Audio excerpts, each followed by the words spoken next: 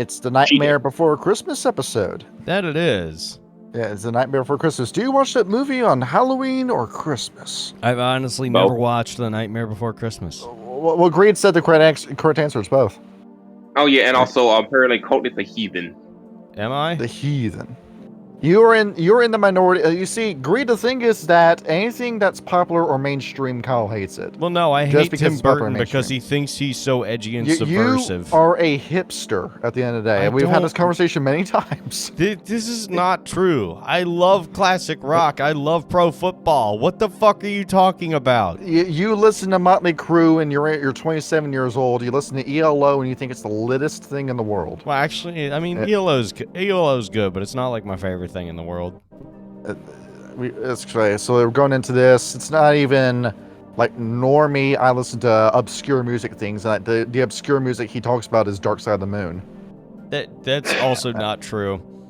I mean, I actually don't have that. Anyway, so today we are talking is that what you want your Christmas gift to be? Dark Side of the Moon on vinyl?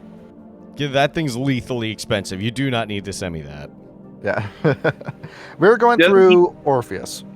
Does he even have a record player? Yes. He does. I've got a massive record collection. He's got a bunch of songs on it from Miles Davis, from Howlin' Wolf, Pharoah Sanders. Don't have Pharoah Sanders. I do have two John Coltrane albums. Yeah, Nat King Cole. Kyle is the whitest black man I've ever met. Or, sorry, the blackest white man I've ever met. I have Wu-Tang, I have Nas, I have two MF Doom records. He's been to prison twice. He's got 3 baby mamas. He's got an outstanding warrant for his arrest in Maryland. This is how we're starting the episode. Yeah, that's how we're doing this. We haven't talked about the book yet. You know what? Fucking Johnny. It's the first minute is just us messing around. All right, let's get into Orpheus. Yes. I have been waiting to talk about this. This is an episode I've been highly anticipating. I really want to talk about this book.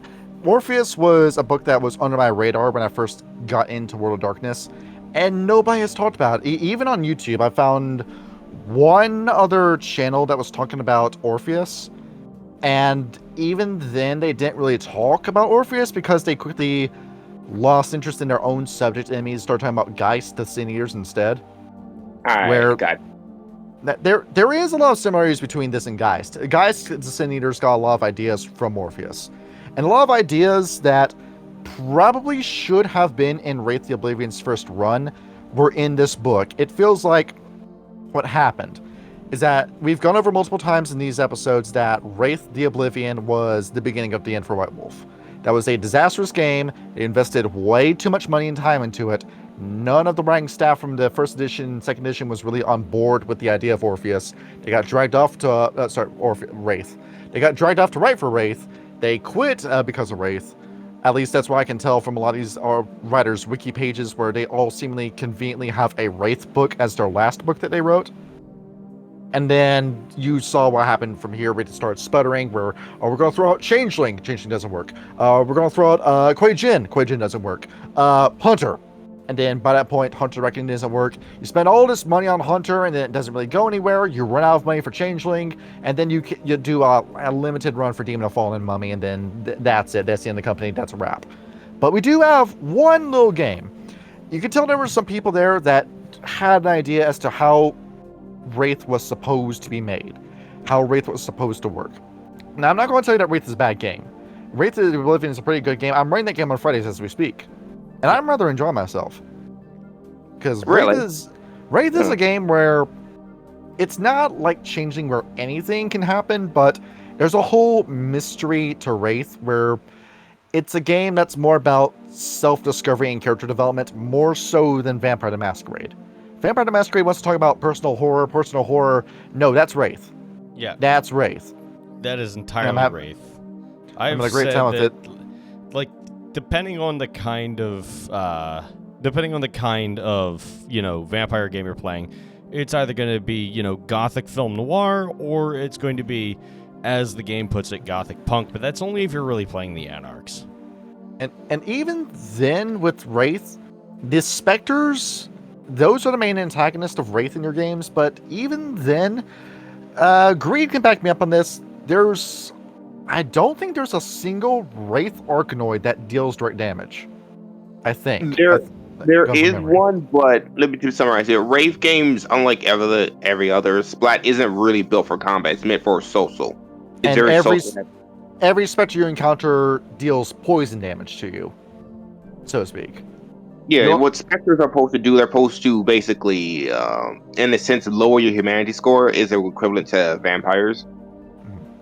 And you only have wraith to wraith combat when two characters reach a level of conflict that finally boils over, or you're messing around in the material plane, is when you have to worry about your corpus. Those are the main points. But going into Wraith and Orpheus, you notice that with a lot of Wraith games, when it comes to people talking about their personal experience of it, it was too dark, it was too moody, it had the whole shadow system that put my players in conflict with each other, and then the game fell apart because of it. And there's a lot of stories about people trying to run Wraith where Wraith the Oblivion being too ambitious is the reason why Wraith the Oblivion fell apart. But Orpheus looks at those ideas and dials it back and makes it a more accessible game where your Vampire the Masquerade playing normie can get on board with the idea. This is a much more approachable game in comparison. Because after all, Greed, what exactly is the basic premise of Orpheus? This is your cue. Well, to be honest here, it's similar to Wraith. The basic of Orpheus is getting. Oh, Wraith is going beyond death. Orpheus is basically fronting just the shittiness of. Yeah. The darkness that's waiting for you at the end of your life, and trying to make peace with it. You have a lot of things in Orpheus where dramatic change and things falling apart are two of the core themes of Orpheus. Sorry, I keep getting my two games mixed up. Things not going your way and catastrophic failure pop up a lot in Orpheus games. As Greed, the reason why I got on board with Orpheus is because Greed ran a game in the server of Orpheus. And I was skeptical at first. I was thinking like, oh, it's Orpheus, it's Wraith. I haven't really heard anything good about either of these games. We got on board, and kind of to put into perspective as to how long ago this was, that was when Sox was still in the server and we were still on good terms. Oh, wow. It Yeah, literally that was was like years ago at that point then. That was a year ago. Yes. Yeah. And he's been bugging me to run another Orpheus game. I will run another Orpheus game. For fuck's sake. I'm telling you, you did such a good job. You did such a good job with Orpheus. This is the king glazing portion of the show. No, don't. I tear people's asses apart when I tell them that your game sucked. I told it to them to your face. You ran a bad session. I didn't like the game that you ran. I'm telling you, you did a fantastic job with Orpheus. As if I thought that game sucked, I would have told you. But basically, you can buy bullshit. I got Johnny over here onto Wraith and all the fucking subject matter. And because of that, I've been really enjoying myself with Wraith. You gotta find the right group for Wraith. It's what you gotta do. You gotta find the right group of people that are going to be social and active in Wraith. The thing with Wraith is, and this is a real ass thing here, certain games are meant for anyone to just pick up. Wraith is meant for experienced role players. Who's done this? It is. If you really like roleplay, if you really like person-to-person conflict, that's what Wraith the Oblivion is for you. Shit, I'd be good at that. Yeah, and if you can't handle it, do not play Wraith. It's what you saw in the Rich Coast Appalachia videos with me and Rapid going back and forth. That is dialogue that could fit just as well in Orpheus. Or in Wraith the Oblivion. That kind of person-to-person stuff. The basic premise of Orpheus is that you work for a company that has empirical, verified evidence that there is life after death. Yes. That's the big thing. I'm sorry for saying this again here. If you cannot separate game from reality, really, really do not play Wraith. I don't care how experienced you are. If you cannot separate those two, do not play Wraith. Yeah, do not. If you take things personal at the table, don't do it. And same thing. Same thing with Orpheus. There with the music bot. So going into detail with Orpheus, they set up a whole tabloid magazine kind of format for it. It feels like you're going through one of those ghost journals, like the National Enquirer, saying, Michelle Obama's ghost pussy caught on camera, and then that's the article you read. Why did my mind immediately go there? I don't know why, but to summarize it here, how to say it here, it's been proven in World of Darkness and Wraith are very different. I'll explain that a little bit later, but in Wraith, the realm that is there's life after death is proven, but it's sort of like an open secret. It's like only occult people or higher ups in society know that, really. Mhm. Yeah, because this is a world where the knowledge that life after death just hit the news, and it's starting to make a little bit of change. Now, Kyle, you remember when we were doing the Apocalypse episode, how I said that the Apocalypse team didn't really understand how bad the cataclysm they were writing really was? No. Because they did the disease fine, but all the volcanoes exploded at the same time, and we point out just what that would look like if that happened. Where Oh, yeah, like pretty much everything would be devastated. you'd only have, 5 land masses, not even full continents at most, to work with. Yep, basically. If that were to happen. And I feel like there's a bit of a conflict with how Orpheus is written, because it's canon that we now have a publicly known corporation that deals with handling the affairs of life and death and life after death. And that's now a company that is turning a profit. This is something that would be posted on Forbes magazine. You would see this on the Today Show. This is stuff that would be in public conversation. What I don't think the book does a good job on is really explaining how fucking big of a deal that would be if that was discovered. To clarify here, and no, I'll just say this: the Orpheus books themselves, aka the sorry, I had a brain fart for a second there. It's core books, okay. The stat sheets for everything is also the story books. Mm-hmm. That's why it's so weird. Yeah, and I plan on going through all 6 Orpheus books as individual episodes in the future. But so we're just focused on the core book at the moment. We can reveal a little bit of stuff that happens in the other books down the line. But those are all adventure paths that I really want to go into, the same way that I want to do the Giovanni Chronicles and the Transylvania Chronicles as episodes eventually. So getting into Kyle, I decided to look into this. I started thinking about this. Really run with this idea, Kyle.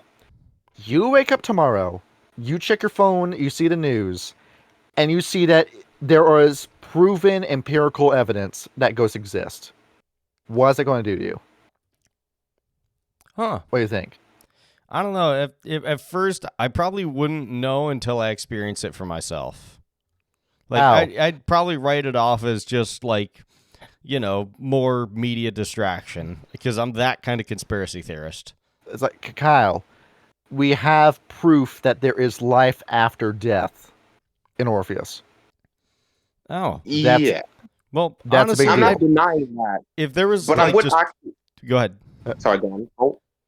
But yeah, so if there was like empirical evidence, it's like, oh, here's like actual people we've contacted and in the afterlife, I'd honestly feel kind of relieved. I'm like, there is something after death. Yeah, it's like, okay, maybe this is a sign I need to be a better person now, and take that as like a personal note there.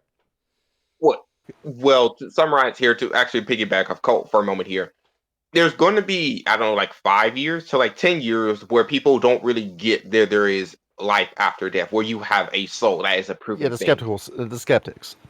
It's going to take 10 years to 5 years before everyone really gets it. And another fact here, you don't really go to her afterlife. Ghosts are proven to be real, but anything beyond that, people can't find out. Yeah, we don't have evidence that there is a heaven. We do have evidence there's a hell in Orpheus. And, that is. Yeah. And going into it, you're right about the 5-year period, because you remember when the Biden administration tried to tell us that aliens were real? You remember this? They've been dropping that shit every like couple of years when they try to distract us. That was national news that aliens were real. But Kyle, get this. The person that they hired to break the news about that, I was watching Truth Seekers last week, and the guy was going through Steve Cambion at Truth Seekers is stuff. Awesome channel, by the way. He's a guy that debunks UFO scammers. He went over the age of disclosure and how a lot of people that were asked to cover matters in that UFOs are real documentary were people that tested low on IQ scores that had spent time in mental institutions that were used as the eyewitnesses and evidence that UFOs existed. Oh my god. Here he is. This is a man who's been in a mental asylum twice. He's going to get my government job. So what you mean is I need to get committed twice before I can get my security clearance? Dog, anybody can work for the government.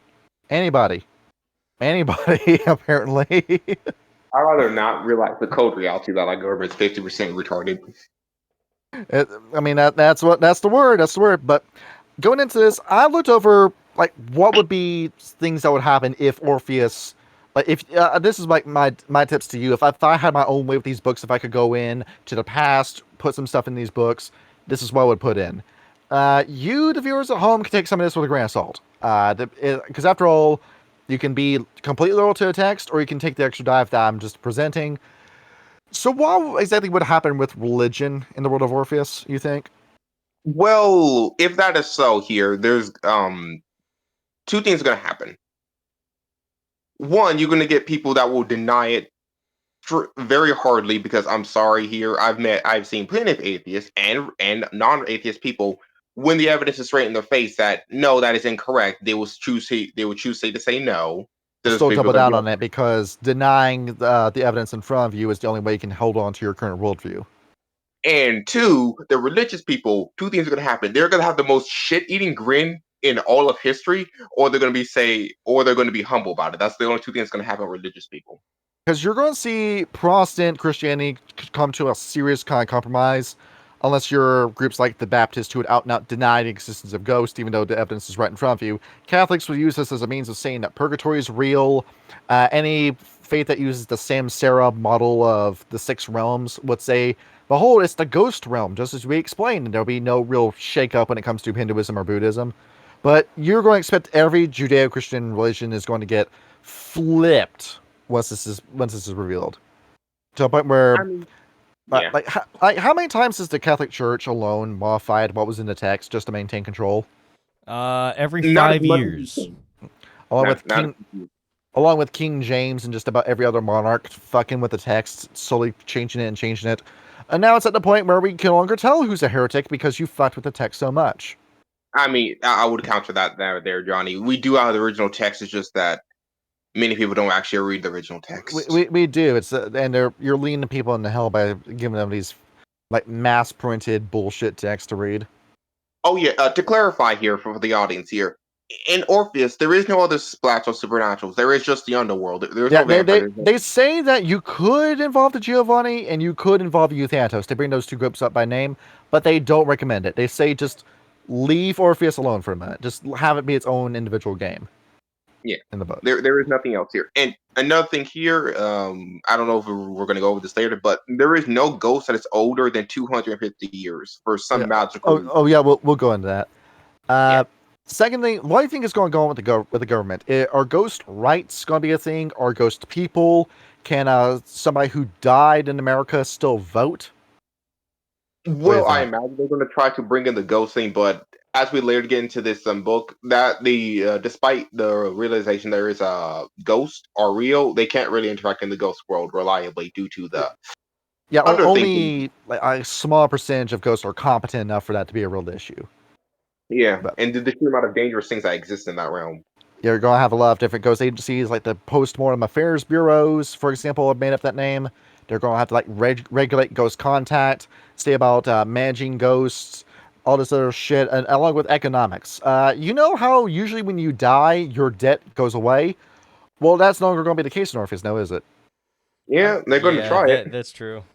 You die, and you still have a federal lien to pay off. Yeah, that's Carl's nightmare right there.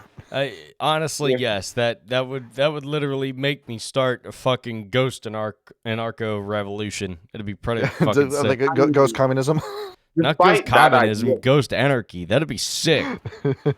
I'd get on board with that. Hell yeah.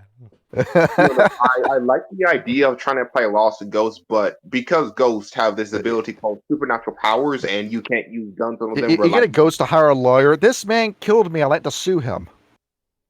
You modified my car, and I died in a car accident, and now I'm a ghost. I'm here to sue you. Or How many times have you seen a commercial that said, if you consumed water at Lake Lejeune, or if you took this medication and you had a stroke that killed you, call this number and you might be entitled to a cash settlement? I mean, like in the book itself, it does reference like 2 cases.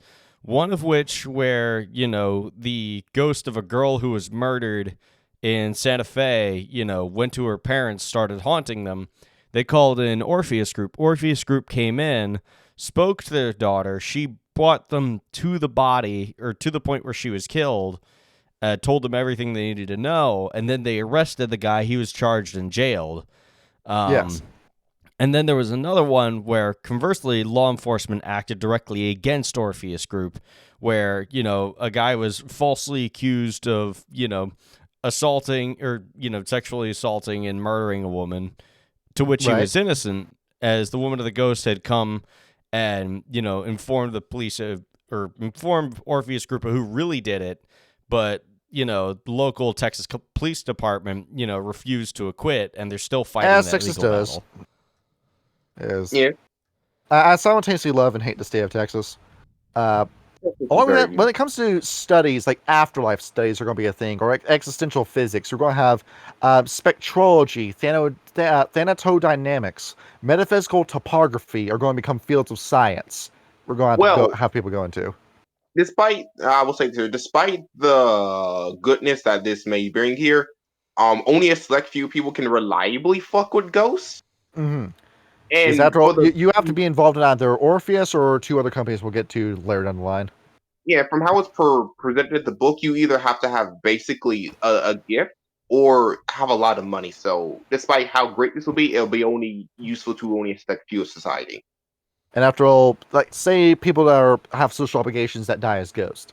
If you have a guy who's a high schooler and he dies, is that ghost still going to have to go to school? Or you die and you still have to go into work? Or granddad died and now he's still at the house and now we have to adjust our lifestyle, but we got the life insurance and he saw the life insurance come in, however much money he was worth, and now we have the money for his life insurance, but he's still here. Well, as much as I would like to say this here, and again, this is my perspective here, yeah, it sounds great to bring in ghosts into modern day society, but due to, again, we'll get talk about this later on, it'll be good to represent ghosts passing on and stop staying in the fucking realm in between. Yeah, it'll be very heavily emphasized. Yeah, Orpheus is trying to get you to go on, tries to get you to live on. They don't want you hanging around Earth as a ghost to try and get you to go into heaven. Is the intention. Mainly due to, I'll spoil it a little bit here. There are things that live in between, just like ghosts, and they are attracted to ghosts, so they want you to leave. After you're being things, if I'm right, they're called Reapers. No, Reapers are the worst category. Though that's the worst category. Yeah, because Reapers are the only ones that I'm aware of, from my memory, that can enter reality and just fuck you sideways. And next up is like a ghost military, or we're going like you die in a war, okay? Then you get right back up as a ghost, pick up your gun, and keep fighting. Well, I mean, you can't really pick up a gun if you're a ghost. Yeah, no, ghosts don't really manifest in reality, sadly. They can make themselves apparent, but they don't manifest in reality like that. You can still do some of that stuff. Or you can still be a spy where, you died as an infantryman. Now the government's going to find you and then dust you off and make you a spy. We're going to send you behind enemy lines and you're going to spy for us as a ghost, then come back with enemy intel. But here's the thing. Like, what do the ghosts actually have to gain from that? And moreover, what do they have to lose? They're already dead. Your fetters. No, ghosts mainly do that because they want to give the money they would give to their descendants. That's true.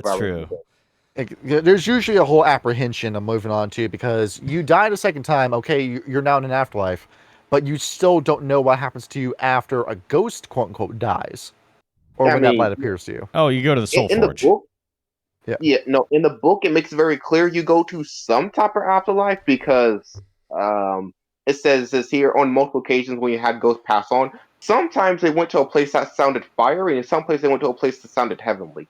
We don't know what happens after that point. We don't know. Well, like, whether or not that's the same place or 2 different places, or if there's a third place, 4th, 5th, 6th, we don't know.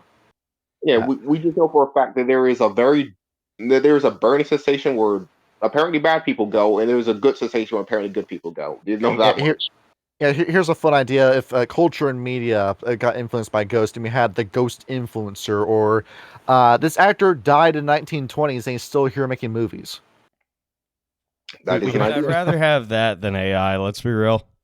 the ghost movie, and we're gonna have movies about what I'm alive, but I'm dating a ghost. What's it like to date a ghost, like that kind of romance movie That would shit start becoming a Didn't that thing. movie already exist?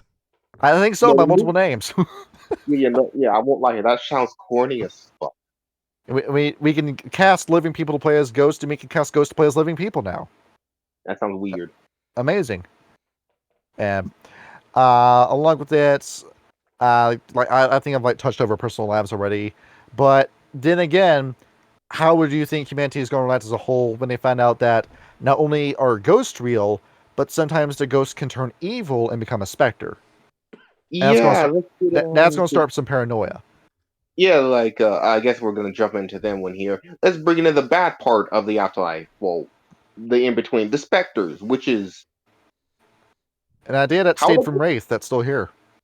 from how it's presented in Orpheus, specters are omnipresent threat, and that's the main reason why ghosts can't really be a how am I about to say here, walkie talkie as much as they want to, because it brings up more times in the book that whenever you see specters nearby, because the specters and Orpheus still have the hive mind situation they do in Wraith, because that people forget that specters There's can mentally there's contact you. some force out there that is organizing all the specters and are specifically targeting other ghosts to turn them into them. Is the Yes, great idea behind this. And yes. this is why Orpheus needs to get a move on, because what's going to happen when too many specters end up in one area, and what chaos can they cause? No, Because no, this after actually all, brings what up.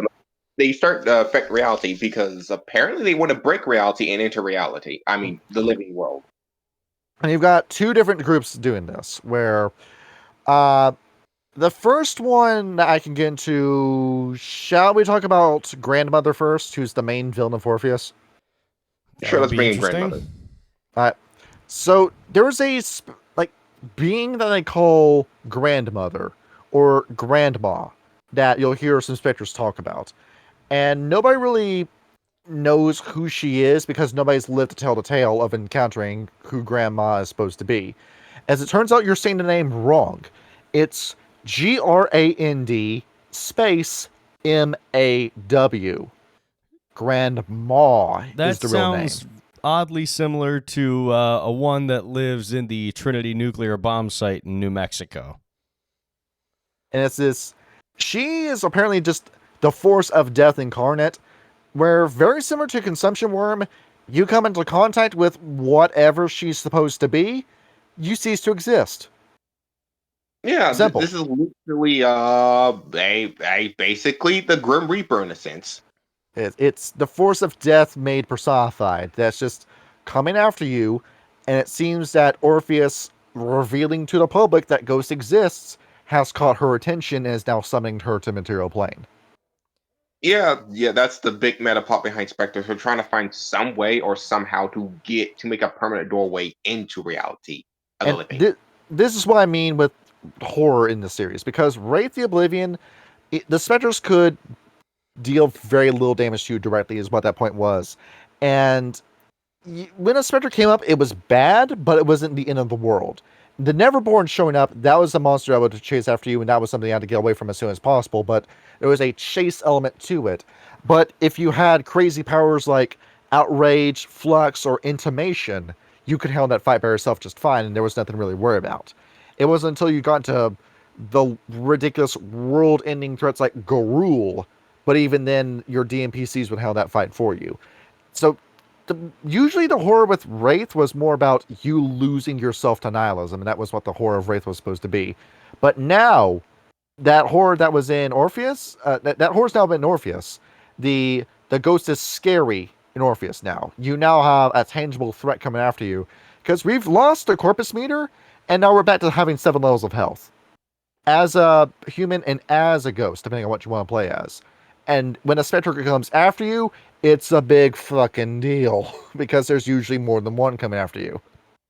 It's And typically bad Yeah. Wait, should we bring up the types of people with the ghosts and the ghosts yet, or are we just gonna keep going with the specters? I'm gonna lay out like the history first, but there's Okay. one other antagonist out there too, and it's the Malfians. Not it has no, there's no worm connection. There's no worm connection. They're just called the Malfians. Yeah, for the non-literate people here, Malfians just literally means evil or destructive people. Where these are rates that just want to create hell on Earth. That's the simple idea. They're just here to make life worse for everybody and to corrupt you into being an nihilist, and that they just want to create a world of perpetual misery, and that's the scheme. That's it, really. You have two different schools of thought, Kyle. What do you think? Well, I mean, You in the respect of what, well, when it comes to the force of death and entropy itself, I mean, we've made pretty clear like what the consumption worm would do, and I mean, it is the force of, but that's kind of the weird misnomer about this whole thing is like, again, wraiths are already dead, and I mean, would they just cease to exist and be brought into Malpheus immediately, or do we make a wraith connection here where if they come into contact with Grimal, they just automatically get tossed into the soul forges for the specters? Oh no, you're just erased. Yeah. So it's No, just yeah, gone. this is they want to end existence itself. That is the implot for the specters. And you know what they could do is just end themselves and not have to worry about it anymore. Yeah, but here's the thing. I want to take you with me. I want to ruin your fun. That's the whole thing. It's the force of death has been summoned by humanity for discovering it, and it's been summoned and now it wants to drag you down with you. There's a Junji Ito story, Hellstar Remina. This is the idea. What Orpheus actually is a cosmic horror story. I mean, it does make sense. Yeah. Yeah, if you read the book, the world books, it's very much so there's a oppressive force that gets closer and closer. And when you get to book 5, it's here. It's here, and there's very little you can do about it. Yeah. If you did not fuck up the plot in the other books, that's the only way you're getting out of that one alive. Yeah. And now we go into the history of Orpheus. Let's go ahead. Let's talk about this company. Orpheus is the main one. It is a company that is, Kyle, you were saying it before, Ghostbusters was the whole idea. They're here to get rid of your ghost problem. Yeah, basically when I read the book, what I thought of Orpheus, I'm like, this is some weird mix between, between Ghostbusters and, oh God, what did I say it was earlier? I said it earlier, now I forgot. Well, Kyle, what about Rest in Peace Department? We don't talk about that. Well, it works, doesn't it? It does. It does. But, I made myself sad.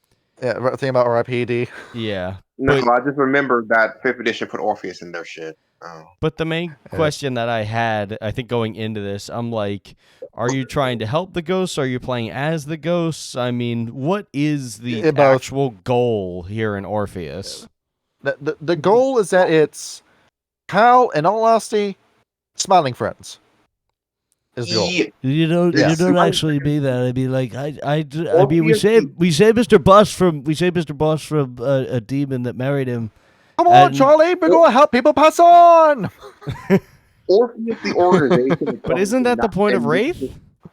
No. Wraith is about accepting death and moving on with yourself, and AKA going on beyond. Yeah. Well, this game is accepting death.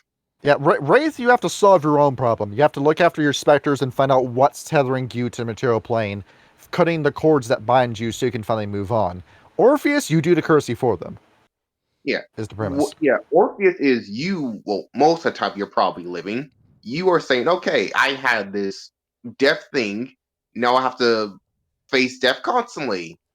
And I have to get over that. But I'm still living. I've got a crazy cross-splat idea, but I'm going to save that till the end. And you have a time limit in both games, because in Wraith, you have to work against the clock of your own angst score that's slowly killing you as the game goes on. Along with the possibility of you getting caught in the middle of the Tempest and just erased from existence once that catches up with you. Though in Orpheus, you have to get these ghosts out of here and over into heaven already before it summons specters, and then you have an even worse problem to deal with. Yeah, that's the big thing because that's the big thing why. Well, we say Orpheus is a mixture of good guy and also prophet because they want money, but they also realize this is a bad thing. We must stop this. But And money too. Kyle, you're not too well versed in anime, but I've mentioned this one to you before because I actually think there's a better example than Ghostbusters to use for this. What would that be? But Yu Yu Hakusho. You No, brought that's up actually this a pretty show good a answer lot, right and now. I still have not got around to watch it. Kyle, this entire thing is up on YouTube for free. You did not hear me say that, audience. No. John, you got a good point. Orpheus is pretty similar to you and Hakuso. Oh, dog. Jojo was asking me about this game. I just said, "Here, watch this with me," and I just pulled up the first 4 episodes of Yu Yu Hakusho, sat him down, and we just watched it. It's and Would that's Ghost exactly Story what it not is. be a good analog as well? This- I should probably clarify. The first 2 seasons of Yu Yu Hakusho, after a certain point, it just went to. Well, it's Jump the because shark? Tagashi had a bunch of stuff that was going on where his editor was a piece of shit. Going, here's a page from this guy's manga. Why doesn't your manga look like this? You need to make your manga better, or else we're going to cancel you. And now, like that kind of abusive workplace he had going on with Yu Yu Hakusho. Yeah, Shonen Jump I'm is saying less this than to a be real rosy clear. workplace, from what I understand. Yeah. I'm saying this to be clear here. I'm not saying Yu Yu Hakusho was a bad show. It's pretty good, but Oh, it's fantastic, but it won't. So Hunter x Hunter could run. yeah. Yeah, because The Hunter x Hunter might be one like an actual perfect story. inspirations I've are only there. seen little From pieces. Hunter of x it. Hunter. But going into this, honestly, there's a whole like recommended viewing where it brings up Dragonfly, it brings up Sixth Sense, it brings up Ghost of Patrick Swayze, which I actually think is the perfect example to use for Wraith the Oblivion. Ghost of Patrick Swayze? Yeah, have you never seen Ghost? I don't know. Hang on. Patrick Swayze dies over an affair of a missing $4 million. And so he haunts spirit medium Whoopi Goldberg to help solve the problem for him. Oh, But- I've Oh seen yeah, it. that's the one of like the clay scene. I remember Yeah, that. and he sits in her bedroom. She's going, "Oh, I made her eat. I am." Yeah, no. It's pretty darn accurate. Yeah. But there's a scene in it where they're on the subway where Patrick Swayze's learning he can affect stuff in the material plane. He's like trying to kick a can with all of his might. That is perfect for a scene involving teaching somebody how to use outrage. That's perfect. Or embody. But going into this, I honestly think Yu Yu Hakusho is the best one. The first couple episodes, the first few episodes are fantastic. The arc with the 4 Saint Beasts and everything involving Chapter Black is perfect reference material for this. When Greed was running Orpheus for me, this was on my mind while we were playing it, and it got me super into Orpheus because of it. I really do like this series because of this, because they bring up spirit detectives by name, and I'm reading this, I'm thinking, oh, you don't realize what you just did for me. You don't realize what you just did. You don't realize what gate you unlocked to my brain. He just had a fucking Ah, Jimmy shit. Neutron brain blast. Yeah. Hold on, Johnny's over here going like, "Please no, you will unlock a new form of autism for me." You're making me like you. Please stop. You're making me like you. And when it goes into it all, we finally get to like the whole like magazine part of this book where it's going, the readers of the Scrutinizer always knew that ghosts existed, but now the normies are knowing, but we love you, our audience and subscriber, like that kind of like ass sniffing after Yep. note. At the beginning. big brain, smart individual like us. Yes, it's the same kind of magazine. President Trump talked to the PLEs and found a UPA flying in the sky and made direct contact with it. Says the Pentagon. That kind of magazine. Exactly. And the whole magazine's going, we've got all these different phone calls and letters coming from us. We have people, boots on the ground in Orpheus, telling us about what's going on. And if you want to send us a letter, here's our email account. Send emails there. We're getting emails from people from Utica, from Baton Rouge, from Towanda. You don't even know where Towanda is, and we're getting emails from people that live in there saying that ghosts are real, and we knew this, and now they know it too. And that's really well all this goes. Well, reading after me remembering the book, the whole entire third world part involving specters and ghosts is a little bit too real. Yeah. And then they say, here in Orpheus, they have 5 different categories of ghosts, and we're going to list them off. I think what it is that Orpheus was using the 5 names as placeholder names, just like categorize stuff in their paperwork. And then the scrutinizer just says that there's 5 categories of wraith, and Orpheus just looks and says, I guess we're doing categories now. Yeah. To summarize, I think there's 6 or 7 because they give new categories later on in the books, but there's main books. There's those little updates that come along, but in the base kit, there's 5 categories that we'll go into in a minute. We got to talk about the history of the company first. Where, yeah, this was a little company that never turned a profit until 1996, when the guy who was running this entire group into the ground died a violent and mysterious death, and now a guy called Jack Tilton is now the CEO of this company.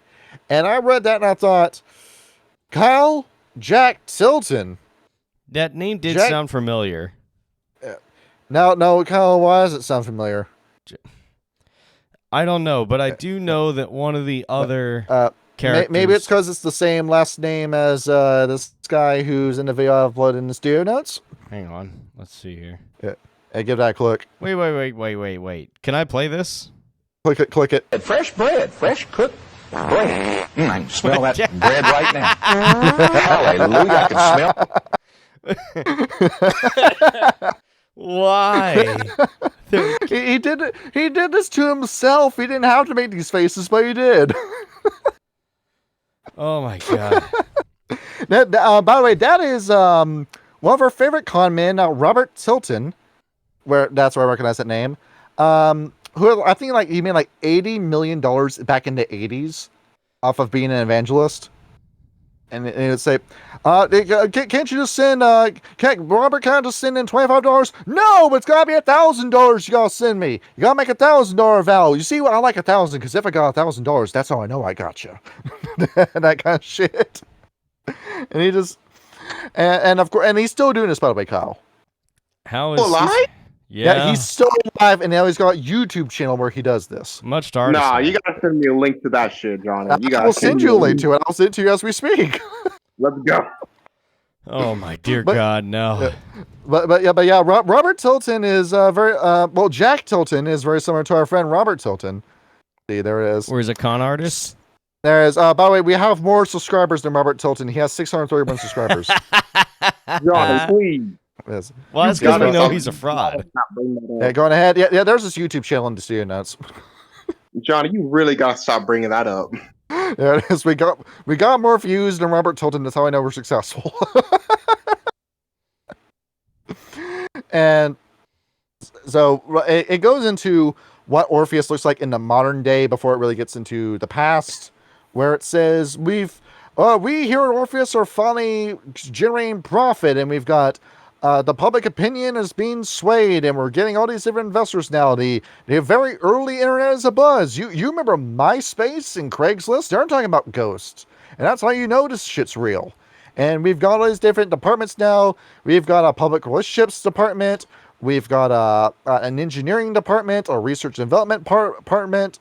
We're now investing money into life services. And everything is now great in Orpheus. We're now making money hand over fist because we went public that ghosts are real and now we're getting paid everywhere. And now there's a new drug on the market that we didn't make, but we know about it, called Pigment. It's heroin, but hallucinogenic. It doesn't make any sense. This is how the guy who wrote about that didn't do any drugs. I read in the book, there's a reason why Pigment's so special. Well, shall we go and reveal it? It's made from dead bodies. It's made from ghosts. So we're the greatest people! It's people! To summarize here, Pigment isn't made from dead people. It's made from the spiritual energy of ghosts that are slaughtered over the plants. Yeah, you're directly ingesting raw oblivion and doing that. Yes, you are literally eating plant grown on the essence of ghost. And you start seeing dead people, and it gives you effects. I don't think it's really heroin. I'm going to say it's ketamine. That's more like. It's weird. It just slows you down and just puts you in a little ghost hole that you don't want to come out of. Yeah. Oh yeah. before we go into the 5 types, my apologies here. No. Oh, well, I'm not done with history quite yet. Yeah, let's go to the history. My apologies. So with Jack Tilton, he's the guy who's the CEO, and he had a little stage name as Arc Alloy Miracle, as he was referred to in some sort of business press 5 years ago. And he took over after the last guy died, and he took over the company 2 years ago. So like the first book is taking place in 1998, even though this book was released in 2004.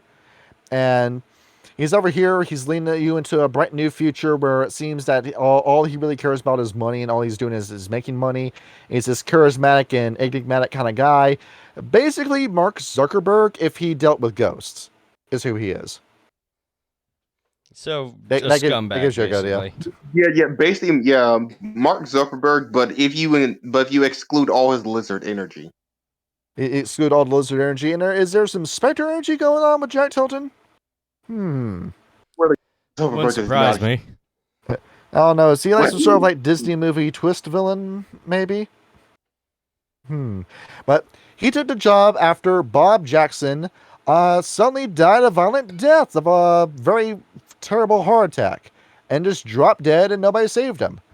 And then everybody said, it's very sad that Bob died, and now Jack Tilton is our CEO, and now he's in power forever. Amazing.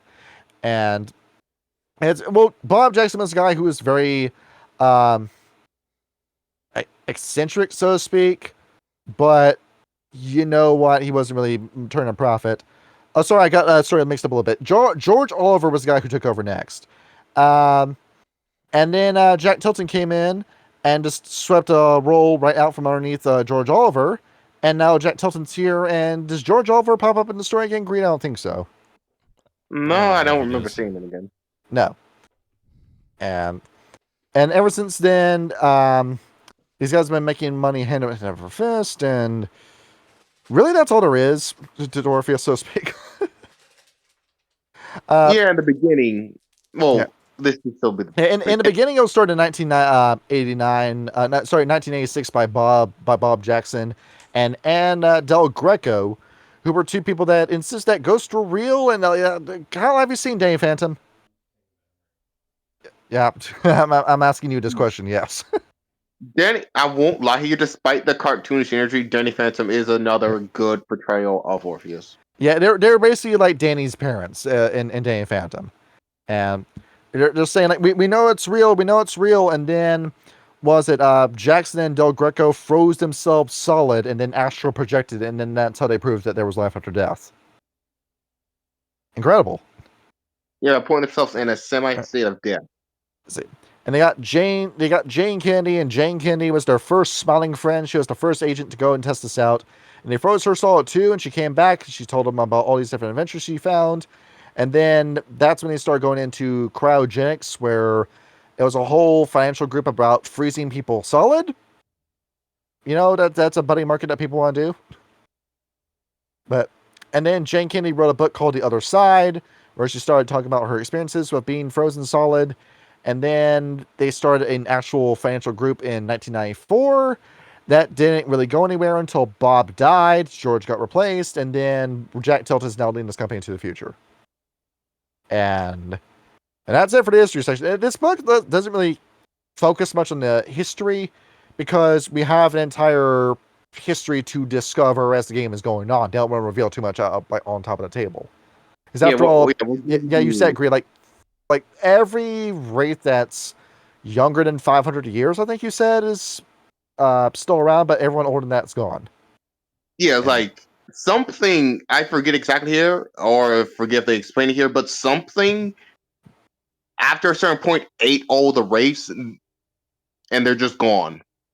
This is a world where Stygia and Karen failed in a different way, where Karen wasn't as smart as he thought, and part of the plot of Orpheus is involving like finding the hidden treasures of Karen and slowly like communing with his will and trying to get the world back into a better shape. And that's the whole gist of it. Yeah. George Oliver's still here, by the way, just to spoil the surprise. He's just the chairman, and now he's just like boiled down to being like Jack Tilton's yes man. And Greco is still alive. Still doing this cryogenic shit. And then Jane Kennedy is now a board member thanks to all of her services of being frozen solid and sent out. I'm remembering there was another member of this group that used to be what was it? An employee from Magadon. Oh yeah, Kyle. I remember reading that. Uh-oh. And that was my first that was my red flag. Like, oh no. Yeah. You start looking through the history about this, and you start noticing that there's a lot of stuff in the Orpheus division that is foreshadowing some sort of catastrophe happening, and then catastrophe happens. Because Kyle, the way that Orpheus is written is you're operating with Orpheus right when the press got released. These games take place in 2004. Is right when the news is hit, and that we've got all these different people calling in, and that business is booming for Orpheus. What is the next thing that happens is the very beginning of the next book, Orpheus is destroyed as a company. Their headquarters just explodes, and you're running from the FBI and the CIA. Yeah.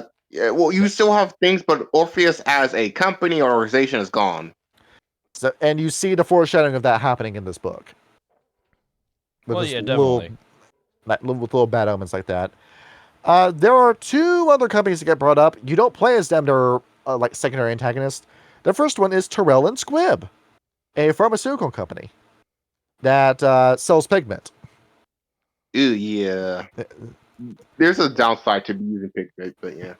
Yeah, it's the entire corporation that is harvesting ghosts and specters and are turning them into meds, and then they sell those meds out in the black market. But on the surface, they're just a normal company that makes medicine. And to be honest here, if not supernatural benefits, pigment could just be just a sleeping drug. That's what it can pigment just look at without any knowledge of the soul. And then the other group that plays more of an active role as the map plot goes on is Next World, which is a security consultant involving the undead. They are a undead PMC is their job. Yeah. To summarize here, Orpheus, despite getting rid of Ghost, they also did corporate espionage. Yeah. They weren't directly military. Yeah. This group is. Yeah, Next World is. And just to let you know who causes that explosion, the book reveals very early on that it was Next World that did that. And Yeah. as it turns out, Kyle, Next World is compromised by the Malfians. Oh Incredible. boy, who would have thought? Who would have thought that? So the ultimate goal here is that they are violent Ghostbusters that are actually people that are trying to gather as many ghosts together in one place to summon as many specters as possible to try to aid the Malfians in taking over the reality. Yeah, this is the main reason to why I said, despite the good and amount of how funny it would be, ghosts would still be very heavily incentivized to go on so they don't get more specters. Yeah, so that's where you get into this, where there was supposed to be like a little bit of like a corporate espionage thing going on in Wraith the Oblivion, but nobody gave a shit about that because the guilds didn't fucking matter in Wraith the Oblivion, unless your game specifically involved them. Wraiths could really be whatever you wanted. Like, if you wanted to focus on Stygia, you could. If you wanted it to be about the guilds, you could. If you wanted to be personal, you could. But the three plots didn't really mesh all that well. But in Orpheus, we finally get shit together because we get rid of the Stygia arc entirely and we go right into guilds as companies instead. Now we start getting somewhere with this, and it's a much better, much more cohesive story thanks to that. And that's ultimately your world and ultimately your premise of Orpheus. Now we get into the mechanics of it. So let's go ahead. Yes. What? The mechanics themselves, like a lot of it, as I was looking up, is very, very similar to most other World of Darkness character sheets. There are a couple of things, however, that are a little bit different. And it mostly has to come down to what sort of Wraith you're playing and the abilities that they have, as well as something called Vitality and Spite as your two new Let me go ahead and slap that down in studio notes. There's your character sheet for you right there. And it's pretty simple, isn't it? Yeah, it is. It's pretty Spite is your straightforward. angst, and Vitality is your pathos. It carries over from Wraith the Oblivion. What Spite is, Kyle, is that it's a little poison that starts accumulating as your game goes on. There's ways you can choke it down. It doesn't just stick around and fuck you like it does in Wraith. You can actually find ways to just vent this. I think there is a way to get rid of angst in Wraith, but it's Very not. difficult. Yeah. Along with it too, it starts playing into it plays a more active role because it was just a passive poison meter in Wraith. You have little abilities you can use in Orpheus that will give you spite, but they are very helpful in the right pinch, in the right situation. Not just that. Correct me if I'm wrong, but I was looking in the book earlier, and your vitality is a double-edged sword. It is the amount of power that you have to expend, but the more of it you expend, the more dead you look. That's exactly it. You're using your health itself as a force. You're channeling it into your little spirit gun shots, into your keening, into all of your powers. It's a source to be used. Where Greed played it out when we were doing Orpheus, where my character Michelle Shea, that was her name, would come home after burning through all of her vitality. And Greed, you described it that my character was just struggling to make it to the kitchen and into the shower after work. And that just going to bed was on her mind. Vitality is your life force. The more you burn through it, the more dead you feel. The only thing moving you is your willpower at that point. And then we go back to health levels again and stuff, the corpus rating, and stuff in Orpheus. Well, World Darkness combat is just deadly in general. You really feel it in Orpheus. You really feel it. Hold on. Before we go into the combat situation here, actually, Vitality is a three-edged sword. One, it's also your energy and your health points. And three, you may think, oh, yes, just let me get a shit ton of Vitality. No, the more Vitality you have, the more easy it is for Spectres to find you. Yes. You put a target on your back by getting too much.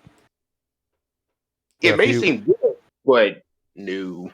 If you want to be the John Rambo of Ghost and just run into Shadowlands and start gutting down specters, sure, be our guest, and we'll see how good you look after that's done. Yeah, I'll turn into a sword wielded by that specter for the end of the week. Yeah, to describe this here as the person who actually ran the game and actually read the book, well, also Johnny read the book, it describes basically as there is a never-ending horde of specters. There is no amount of, you can just Rambo your way through them. No, you're How many people have died over the course of human history? That's the number you're going up against.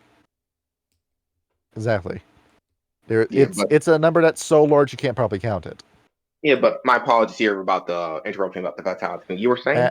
Well, as I was saying with combat, when we did Greed's Final Boss, Greed gave me, Archie came in as a guest NPC, and Greed had a DNPC helping me. I won that fight by the skin of my teeth. I was the one person left alive at the end of that fight, and I had no points. I was crippled making those rolls. Yeah. Oh, yeah. I should probably say this here. Vitality is also your health points because when you, as a ghost, you don't take direct damage to your health levels, you take damage to your vitality. You may seem like, hey, that's good. No, if something kills you, basically empties your vitality, you increase your stain meter as well. So that's very bad. You start getting your spite fucked up as well, and then you see where the mechanics of Orpheus is that everything is a risk-reward system in this game. Yeah, Orpheus doesn't give you instant death, but every time you lose all your vitality, you feel it. It makes for a genuinely compelling game where there's a cost to everything, and you really need to space out what you can do and when. Let's see. So going into everything. What? Phone call. Yeah, I went ahead and hang up the phone spam. But anyway, sorry. That came through the microphone. Shit. That's fine. It adds to the spook factor, so don't worry about it. There is. In terms of your different types, they're referred to as shades, and these function more like character classes than anything involving the guilds could in Wraith the Oblivion. Actually, hold on. I would like to take a step further back, be a fact here, and talk about how you join up with Orpheus, because there's two ways you become Orpheus, but the other two are unique. Where? But I'll simply. There is the two where you are alive and two where you are dead. Yes, you don't have to be alive to work for Orpheus. You can be a ghost. We'll talk about those types instead first, okay. That's okay, then go with the ghost. Because I was about to go into shades, but if you want to go into the other mechanic first, we can do that instead. I feel like we should start with how character creation starts. That's how I was thinking. But if you want to start with for the classes, I don't mind which one you want to do first. Your shade comes first in this, and there's 5 total in this book. The first one is called the Banshee.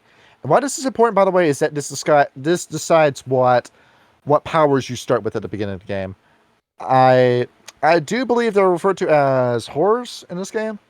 They're called horrors, yes. Yes. And yes. To clarify here, there isn't no where you buy up your horrors thing. No, horrors just scale up how much power you want to put into them. That's all. You get the power, full power. Yeah, the Banshees are very similar to what was the group that controlled oracles from Wraith the Oblivion. They're all about the past, the present, the future, fighting cycles, breaking cycles. This is your more conventional spirit detective going into this, because the past, the present, and the future are what's the most important to you whenever you play as a Banshee. As you go into everything involving these guys. Each one of these, by the way, have like different little forms of manifesting, or different ways that you manifest your powers. Because I remember, what was it for the Poltergeist, where if I remember that power right, great, it's that you didn't have a reflection. Yeah, hold on, I have to pull this up myself here. But Helter each of these, Skelter and Congeal are the 2 horrors. But there's also like little flavor things that happen whenever you play as these guys. Because each type of shade you choose to be, they manifest themselves differently. Like some manifest through mirrors, some manifest through items, some just appear. It's unique. Hold on, let me pull up Banshees. Continue. Yeah, pull up the Banshees with me. The 2 big powers that they begin with are, if I am correct in saying this, it is Wail and Forebode. That is correct. Now, you begin the game with Wail, you have an easier time learning Forebode, is what that means. Yeah. Now, shall we explain the powers as well when they come up? I mean, yeah, it makes sense. I was thinking we'll just do all the powers at once. Because let's go over these like as they pop up throughout the book. Okay. Yeah. Let's see. Let me go ahead. Let me get the Banshee section here, and all the powers are categorized by what class you're playing as in this book. Makes it very useful to try and get them all done. Yeah, pretty easy. So what Wail does, this horror allows the character to affect the universe around her with her voice. She may choose to play on emotions of others in a gentle croon, raise outright terror in them, or ultimately shriek so loud to rip flesh. Ultimately, what this is keening, but even better in this game. You pick a vibe that you want to do. You it lasts a certain number of turns equal to your vitality spent on this power plus 1. Now, how this works, by the way, Kyle, now it's a good time to bring this up. There's not a level 1 through 5 with these powers. It you is have the access amount of to all vitality 5 that levels. you are willing to spend at the time. Yeah. You can spend anywhere between 1 to 5 if I'm remembering this correctly. And depending on how much vitality you pump into this, it's one effect that gets better the more vitality you put into it. That's how this works. Yeah. Yes. I like that too, because I don't know why. Because this game makes it really conscious of your resources you spend. Yes. And you can see why using Wail would be useful in different situations. Yes. You're trying to scare a ghost away from an area, or try to scare a person away who won't leave your work site. You try using Wail as a means of giving somebody crushing guilt so they'll confess to something that they did. Or like say, did you kill that person? You did. Now I have a written confession. I can give that to the government. Or you, Wraith, what's holding you back? You have a guilty conscience, but you won't tell me. I will now coerce the answer out of you. It's a very good spell along the lines of suggestion from D&D, if I may compare it to something. Well, suggestion is a pretty potent spell, so yeah.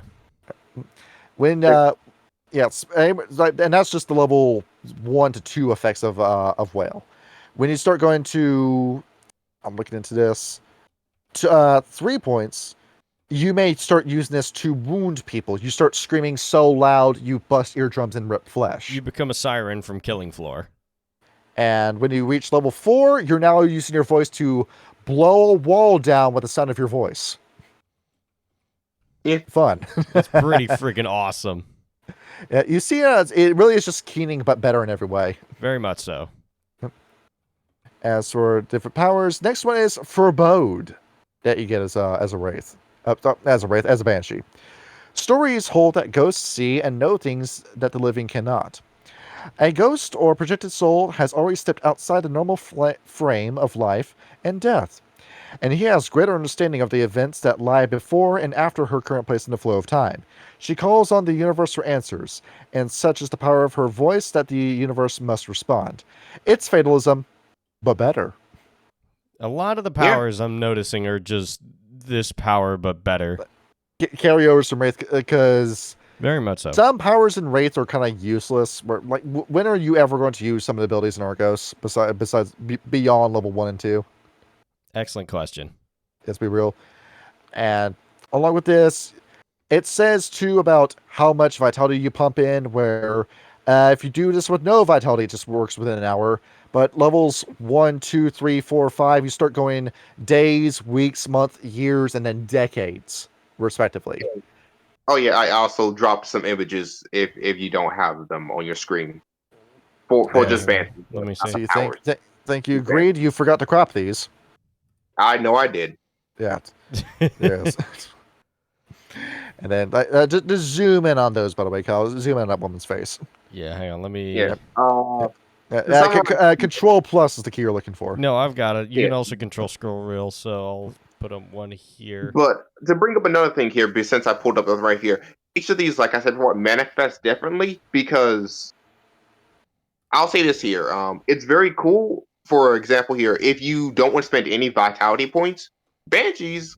Sorry if I said that way too loud. Banshees can basically just talk to people through whispers. You don't want to spend anything, you can speak to people.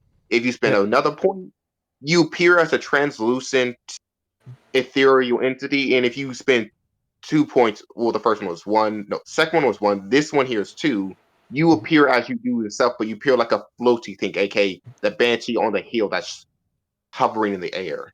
If you're looking for a reference point, think Beetlejuice 1. Think about stuff like that. Well, the 2.1, as is written here, as a Banshee appears as a human with full stats, speaking and interacting with her surroundings as though alive, though qualities of the Banshee seem floaty and light, as if the Banshee is somewhat immersed in water. Mm-hmm. And the best part about this, you begin the game with 5 vitality and 3 willpower. Pretty safe bet, don't you think? Nope. Yeah. Though, of course, you might want to start burning that vitality because you are going to eventually attract the attention of a Spectre. Oh, yeah. Like right off the bat. That's like starting the game with a heat level. Next up is the Haunters. Now, these are the fun guys. Kyle, you're talking about soul forging. These are the guys who would do that. Or the closest there would be to those. The soul forge is gone, but these are guys that are about haunting places and items. You know, we have stuff like the England's London Tower, or the Long Island Amityville house, yes, or the ancient Egyptian tombs. These are guys that pick a specific thing and hang around it and say, it's mine after death, nobody can have it. That's what a haunter is. Yes, you're a guy where the key thing about you is that you can't let go. In more ways than one. What Wraith house would that be? Who are the guys that had inhabit? It's been a minute since we looked over Wraith. I'm drawing a blank. I'm pulling this up as I speak. These would be the closest to, say, the Artificers. That was her name. Yep. Yeah, actually, they fit more lines with spooks because they have Witch Nimbus, which is a very fun power. Yes, Witch's Nimbus. That was like the Excalibur sword that greeted through me at the end of the game. Yep. It is very fun to play with. What Inhabit does. What? Yeah, Inhabit. Yeah, go on. What Inhabit does, I think we've gone over this in our Wraith the Oblivion episodes. It's basically the same thing. It's the same thing. This Inhabit's pretty darn good because you could basically inhabit, if you were to, go full out, you can inhabit an entire mansion. You can inhabit entire structures, depending on how much vitality you pump into this. Let's say 0 vitality. Okay, you would possess like somebody's cell phone. Okay, cool. Or level 1, something that's 2 feet in size, in square size. Level 2, how about a motorcycle? Level 3, how about a car? How about a helicopter? At level 4, how about a full-on tank? And how about level 5? An entire train is what it can possess. That's honestly kind of you- fucking awesome. and That's you like can some tell. good. No, come on. That's like some outrage and just mix. What is it? Outrage and what else would make you manipulate the environment?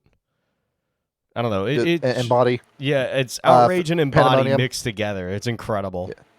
Yeah. It is and very strong. Yeah, you have limited function. Basically, is you theoretically could inhabit a full set of armor, and you could walk around in that armor. Like it Yes. had limits to it.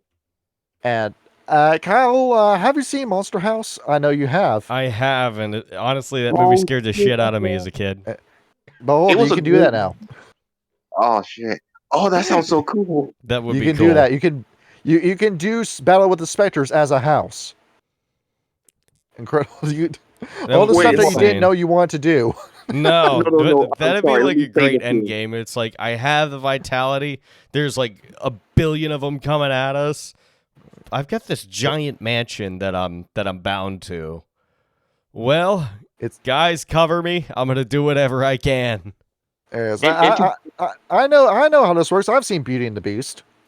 And to quote Haunters themselves, and I love this part, hop in. It's time to get the hell out of Dodge. Yeah. Oh, now, you remember Bloodlines 1, and we were using Wraith the Oblivion as our little parallel for that. Well, If it was that was happening Orpheus- in the game. Yeah, if it was Orpheus in Bloodlines, it would be a Haunter. Yes. Yeah, that's the guy you'd be up against. And then we get to Witch's Nimbus, which is Which an is- entirely new power. Keyword here, fire. Or lightning. Yeah. You get to pick. You just generate heat. And depending on how much vitality you put into it, it goes from, at level 0, it's a candle flame. Level 1, I will say about a campfire. Level 2, now we're getting to the point where we're dealing lethal damage to what we come across. Level 3, we're now bumping it up to aggravated. And then level 4, we're now reaching levels of heat where we're now making a werewolf sweat. Yes. You literally turn into Emperor Palpatine in Revenge of the Sith. Unlimited power. Yes. Yeah, and I find this cool because it says you can choose either fire or lightning. Basically, imagine this two witch nimbuses, people just pumping up their powers, just a wall of fire and a wall of lightning walking to each other. But what was the coolest part of Greed's Orpheus game is that I used Witch Nimbus at level 5 and just pumped all my power into it. What happened is that the boss fight we were fighting exploded. Nice. Yeah. Yep. And even then, it didn't kill him. We still had one last shootout where I won by the skin of my teeth. He was. I'll simply say this: you try to fight basically a Reaper. I base the stats of a Reaper, a nerfed Reaper at that. Yes, that was the power scaling, where I was shooting at the ceiling, the power ceiling of this game. And even then, one character died, and DMPC almost died in the fight as well. It was super fucking close. Yeah, Reapers are nothing to be fucked with. Forget this shit, but I find this cool. In Orpheus, they categorize these things here, and I think Reapers are level 5 black. How do you manifest as a haunter, by the way? Slime. Yeah? The keyword is slime. Yeah, no, So you Haunters are the become ones that Slimer from manifest in their, Ghostbusters. Yes. yeah, at 0 points, you manifest in mirrors and reflections. Basically, it's the ghost movie where you look in the reflection, you see someone there, you look back, there's no one there. That's a haunter. And at one level of vitality, you start appearing as Snot and Spooge. And then at 2 levels, you look like you're diseased. Very fun. Oh, yeah. Yeah, it's very slime ball. Your stats, by the way, your base vitality is 5, your base spite is 1, and your base willpower is 4. Yeah, most of these things, spur things don't have a initial starting spike. These fuckers do. These do. Is after all, the more dangerous the power, the more spite you start off the game with. And now we get to my favorite, the Poltergeist. This is the one that I selected, Kyle. Oh yeah, you should be a poltergeist. Oh dear God, poltergeists are fucking tanks. The key word for an archetype of the Poltergeist, I'm angry. Yes. That's the general thing. There are ghosts that are not happy that they're dead, and are now looking to cause as much chaos as possible. To quote the poltergeist directly, if you make me ask you again, I'm going to ask you very, very hard. Yeah. Well, I mean, given by what I'm seeing with puppetry, at the very least, it's very much based off of the Poltergeist movie, because like all the stuff that happens there, I can see in these in this power sheet here, which works for Wraith the Oblivion, but they flip the power in Orpheus. It's basically outrage they get instead. Where Kyle, when I was playing this game with Greed, I just kept referring to this power as the spirit gun because it was. Yep. You could make guns with this, yeah. You could, where you get a little bullet at the tip of your finger, and depending on how big it is and how much damage it does, depends on how many points of vitality you pump into it. Yeah. And you can either shoot it, in which case you're making a dexterity roll, or you can turn it into a giant punch, which in that case is a strength roll. It depends on how you want to do it. Do you want the spirit gun or do you want the star punch? Yeah. Either way, you're doing some damage. I love poltergeists are just basically people who die with a grudge. And you're you're trying to cause as much chaos as possible now. And what's awesome about this too, Gree, is that you can destroy enemies with it too. Oh yeah, you can. Oh yeah, they get Helter Skelter and Congeal. You want which one? You do the horror. I do the manifestations. Yeah. The whole thing with Congeal is that you're able to just pull items out of your body, usually weapons. Or armor. Yeah. You become the T-101. Literally. Yes. Or the equivalent of just shaping weapons out of basically your ghost mask. You do the scene from Scott Pilgrim where you pulled a katana out of your chest. Yeah. And that's the whole thing. You have to roll manipulation plus your appropriate ability as to what you're creating. Usually it's like crafts, or if it's a weapon, it's like melee, or if it's a gun, it's firearms. You then create it, though when you manifest a gun, you don't necessarily have the bullets for it. You gotta find the bullets somewhere else. Ghost bullets. But you have it, and it hangs around depending on how much vitality you pumped into it. And I just find this completely funny. This is something I would never allow in a game, but you just say, DM, I want to go all out. Okay. So you use Congeal to summon a a story-sized sword, and you slam it at the specters. Well, that's 5 points of vitality. You make the Dragon Slayer from Berserk. Oh, shit. You make a sword that deals at base strength plus 5 lethal damage and damage rolls. Yes. Where count is usually one hit kill in these games. Yeah, no kidding. No wonder you played Poltergeist. It's basically Grimm and Werewolf the Apocalypse. No. You think Congeal is bad. Wait till he describes Helter Skelter. I did describe Helter Skelter as a spirit gun. Yes. Yeah. No. So yeah, you combine these two weapons together, and you have a gun in one hand and a sword or a shield in the other when you play as a Poltergeist. Yep. Is fucking Kino when you play as these guys. It immediately jumped out to me as the option where I looked at this and I said, yes, that's the one I want. Whoa. Yeah. How do you manifest? Okay. How does one manifest? Okay, for spending no points on manifestation, you manifest because if you're going to tell, you just can push items, make chalk and things, do the Ouija board, scratch things with stones. That's with 0 points. You are just a slight push on the boards and that type of stuff. Yes. For 1 point, you pull in nearby light objects to form your body in a crude shape. Basically, all the paper in the room just forms a human body. Right? That's kind of fucking sick. That's such a cool image. But you're like, I'm not going to get the mechanics of it because there's a lot of mechanics to fucking this game. Now, if you want to do for 2 points, you manifest fully, not like any other specter. The only difference is when people look at you, you have a frenzy aura at you. You look like you're about to punch someone's jaw out. Yes. You just look angry. Yes. It's got an angry look to you. You have a base vitality of 5, a base spite of 2, and a base willpower of 5. You start strong as a poltergeist. Yeah. With a lot of poison in you already. Also, I probably would have called this character Ben Cotton. No.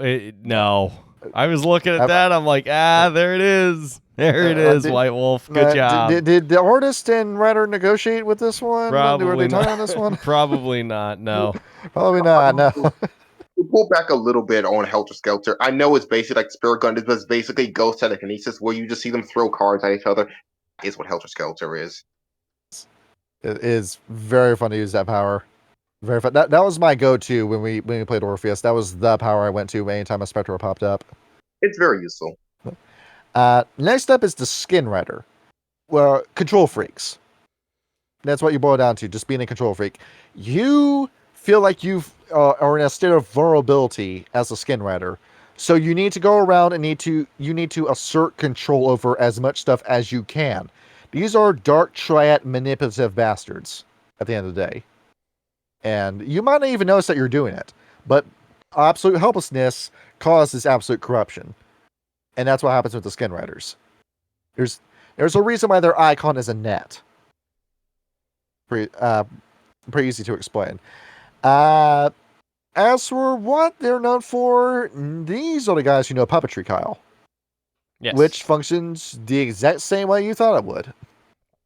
Okay, I got the images. Let me just upload them. Yep. You go ahead, you hop into a man's body, and you control it. Simple, right? Yep. You walk around and you're that person. Though you have to roll charisma and leadership to pull the power off. And however many successes you roll determines how much time you possess the body for. Oh, shit. I was wrong. I was thinking of Juggernaut when I was talking about Helter Skelter. Never mind. Juggernaut's the one we're picking up and throwing shit, but we'll get to that in a minute. For one success, it's just one turn you control a person for. 5 or more successes, whenever you feel like stopping. That kind of stuff. You see how fun this power can be. Oh yeah. If you want to just like be an NPC and fuck shit up, go right ahead. And depending on how many points of vitality you pump into this, we'll decide how well you control them. Like 0 vitality, you just pump into them, and you just have them walk around basically as a zombie, where you can only do like very basic, like 4-year-old child handwriting with them, or like drive a car only to crash into a light post kind of shit. It's not the best calibration, methinks. No, but it is effective. With 1 point of vitality, you gain complete control over one specific body part, and that's good. You gotta pick. Do you want to control an arm or a leg or the head? What do you feel like doing? Bringing back the movie series where you say, the ghost is my arm, as you see it try to stab your allies. That scene from Evil Dead 2. Oh, where his arm takes control and he has to cut it off with a chainsaw. He's smashing the plates over his head. At level 2, now you're fully calibrated. Now everything's fine. You're just it fits like a glove. Level 3 levels of vitality. At this level, the victim is fully conscious and has honestly no real idea that you're controlling them either. They're just acting differently, and they'll think to themselves, "What's wrong with me?" But they'll still operate as normal. They might notice that something's wrong if they start doing stuff that's really out of character for them. 4 levels of vitality, you start reading this person's mind. Their thoughts become yours. And you can just go into this man's entire memory banks. And now you begin to just seamlessly control everything about this guy until you get to 5 levels of vitality, and you basically are that person. You just are them now.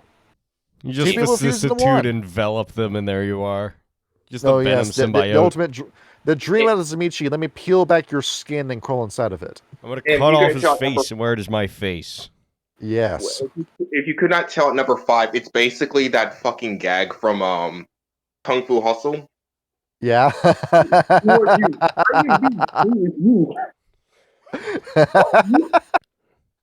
Oh my god. And now, Juggernaut, that's where you just become the Hulk. You Hulk out. Oh dear God, Juggernaut, just fuck you.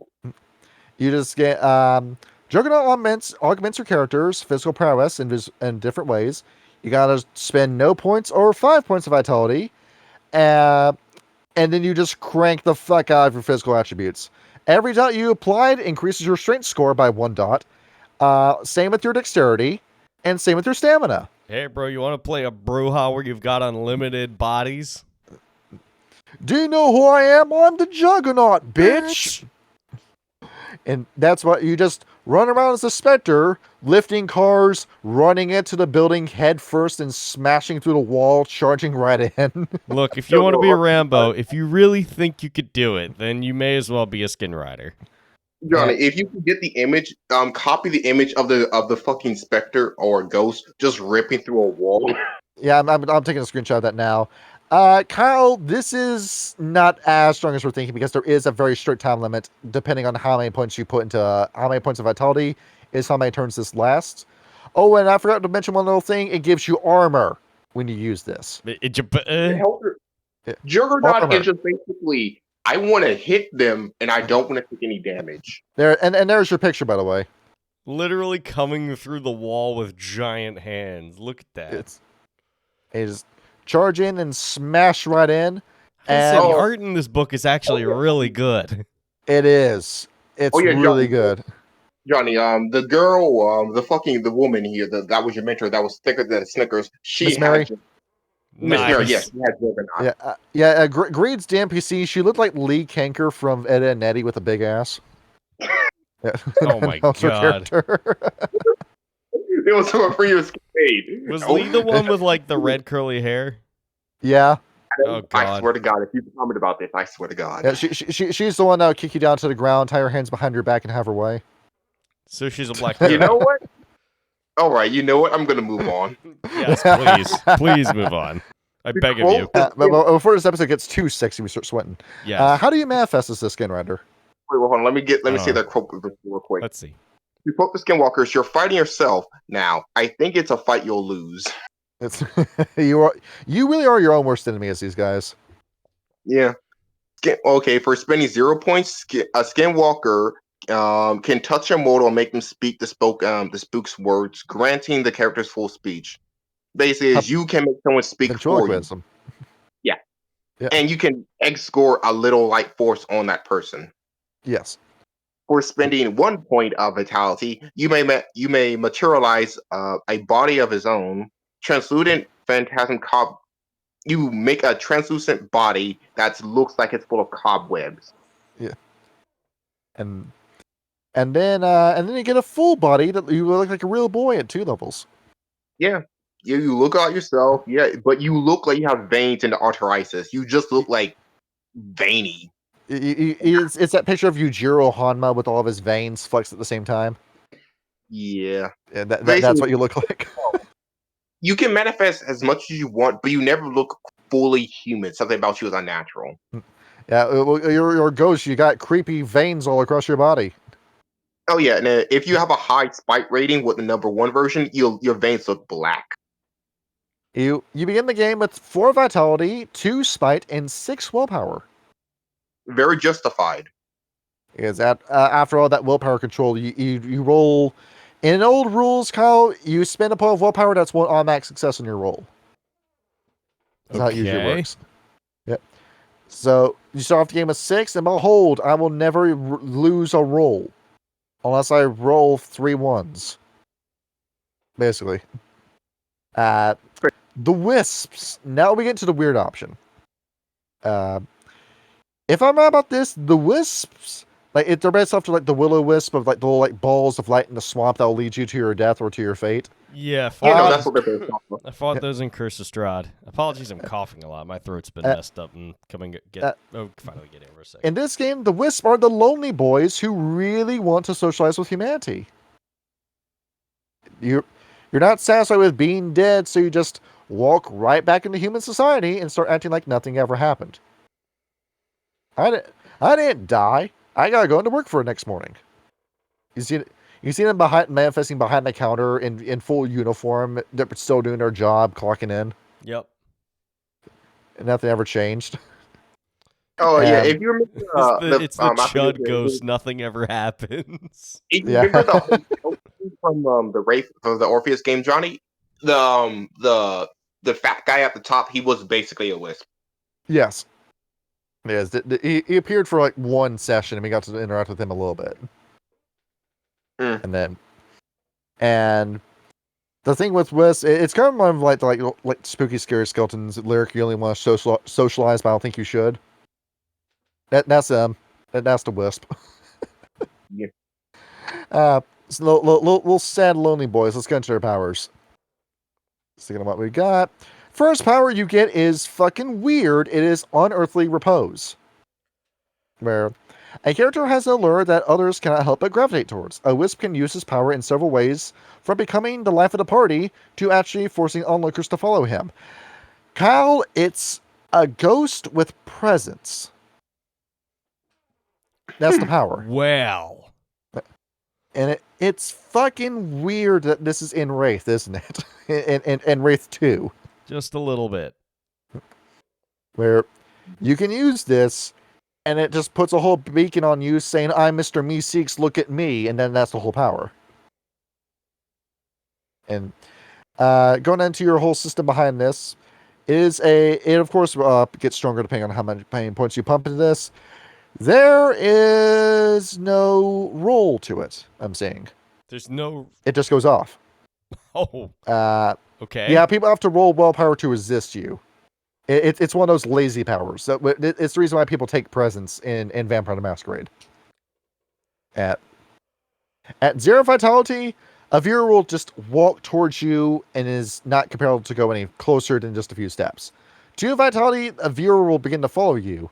1 vitality, a viewer will do that. 2 vitality, viewers will follow you into the light, ignoring any and all eyeball distractions. Will drop whatever they're doing just to figure out what's going on with you. Level 3 points, a viewer will just begin to concentrate solely on you. 4 vitality, they begin to become obsessed over you and need to roll willpower difficulty 8 to finally break away when something finally gets their attention from the outside. And 5 points, you are all that's on their mind. They'll just chase after you and focus only on you. This would be great for like luring a target away for somebody else to just like your that's your role. Yeah. That's your role against specters. You put a target on your back and you run while your poltergeist and skin rider handle the fight just for beat you. the shit out of them. Or if you want to be some high level playing, you could say, "I'll use this power." You guys drive down the road, and you have the excuse that you just hit him with a car. Exactly. Yeah. And, just lure him out across the street. Yeah, the way that Greed runs this game, it reminds me a lot of old 1990s, like early 90s point-and-click games. The way that Greed runs his games. And Greed's first level had us going into a hotel where we had to go ahead and talk to 3 different ghosts that were causing different problems. Greed's, like the first one that we solved was a skateboarder who died during a skating trick and fell off a bridge. With his power, you could just walk up to the guy, use the power, and then he just walks away from the bridge, and then we can solve the problem that way. Yeah. Easy. It's a very easy solution kind of problem when it comes to your bread and butter job of Orpheus, which is helping people move on, get away from what's causing the destruction, and help them pass on that way. Help them realize that they actually died. And in combat, you are the carrot on the stick. You're basically going like, "Help! Help! I'm about to get one tapped." And your character comes in and says, "What the day says, look at me, Mr. Meeseeks." Yeah, it helps too when you're about to die, and then this guy uses his power and then pulls all the wraiths away from you. You're playing Pac-Man, essentially. Waka waka. It may not seem as immediately as good as is useful, but it requires thinking. But when you use it well, it comes out good. And then we have Stormwinding, which is even stranger of a power. This aura allows the Wisp to perceive tiny fissures in the storm wall, and to move through those fissures almost instantly. In effect, the character teleports, taking advantage of the strange effects of time that seem to occur within these tracks. You find a portal, and you jump into it. That's the ability. Yeah. It's very useful when you need to travel all across the city instantly. To explain it to you, Kyle, it's like the D&D spell teleportation circle. you don't really decide where you're going. You're taking to wherever this wormhole's going to take you. You just kind of You show go- up and then You bam, go there down you the are. warp pipe. You just got to figure out where the pipe is going to take you. You just don't know. You don't know where it is, but it's going to take you someplace fun. Yep. And you use a teleportation circle. You wind up in fucking Magadon headquarters. Like, oh, come the fuck on. And this is one of those powers that you don't need to really spend that much charisma on. It's vitality on. But depending on how far you want to travel, will decide how many points of vitality you pump into this. With 0, it's just a few feet. It's a quick little exit. 1 vitality, 10 yards. 2 vitality, 100 feet. Went from yards to feet. So 30 feet to 100 feet. 3 vitality, 300 feet. 4 vitality, 1,000 feet. And then vitality 5, half a mile. Nice. It's very it kind of useful works like for Blink in that respect. Yes. Yeah. And it also, remember, you have unearthly pose and you have storm wielding. Basically says, look at me. Okay, I gotta run. Yep. And then you jump to the wormhole and then escape. It's that easy. Very useful, actually. And then by Yes, that you time, like we said, the Skinwalker and the Poltergeist come out and beat the shit out of them. Now, I'm also thinking about this. Speaking of skinwalkers, what if you combined your puppetry with unearthly repose? Phenomenal question. Please answer. That'll be a very fun combination of these powers, because you're not necessarily limited to powers, though. However, depending on what shades you picked, you have a banned group of powers that you can't really take. But we'll get into that in just a minute. How does a wisp manifest? Let me see their quote. Just a little further now. Oop. Further now. ... Oops. Watch that first step. Fucking. They're jokers. Yep. You Those just shit like boys, it's the Roadrunner leading the coyote off the side of the cliff. It is.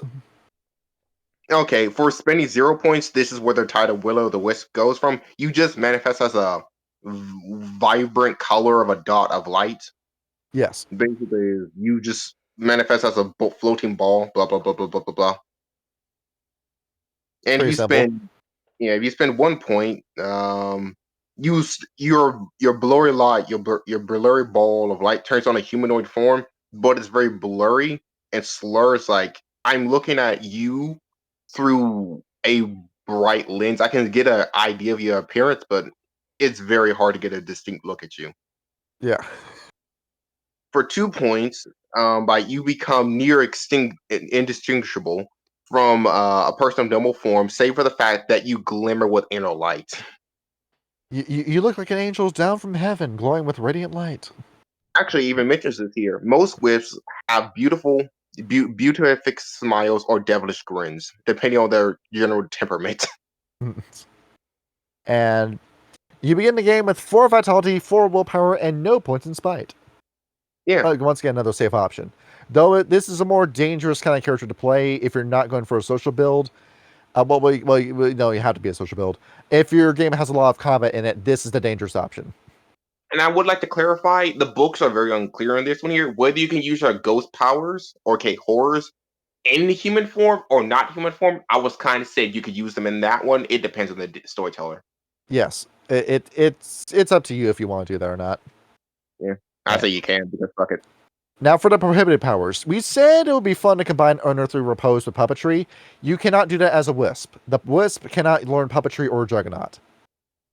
There's something they can't do. The Skin Rider can, though.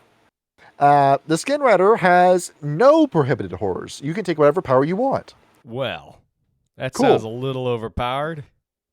The Shades, with the Banshees, Helter Skelter and Congeal are banned from the Shade.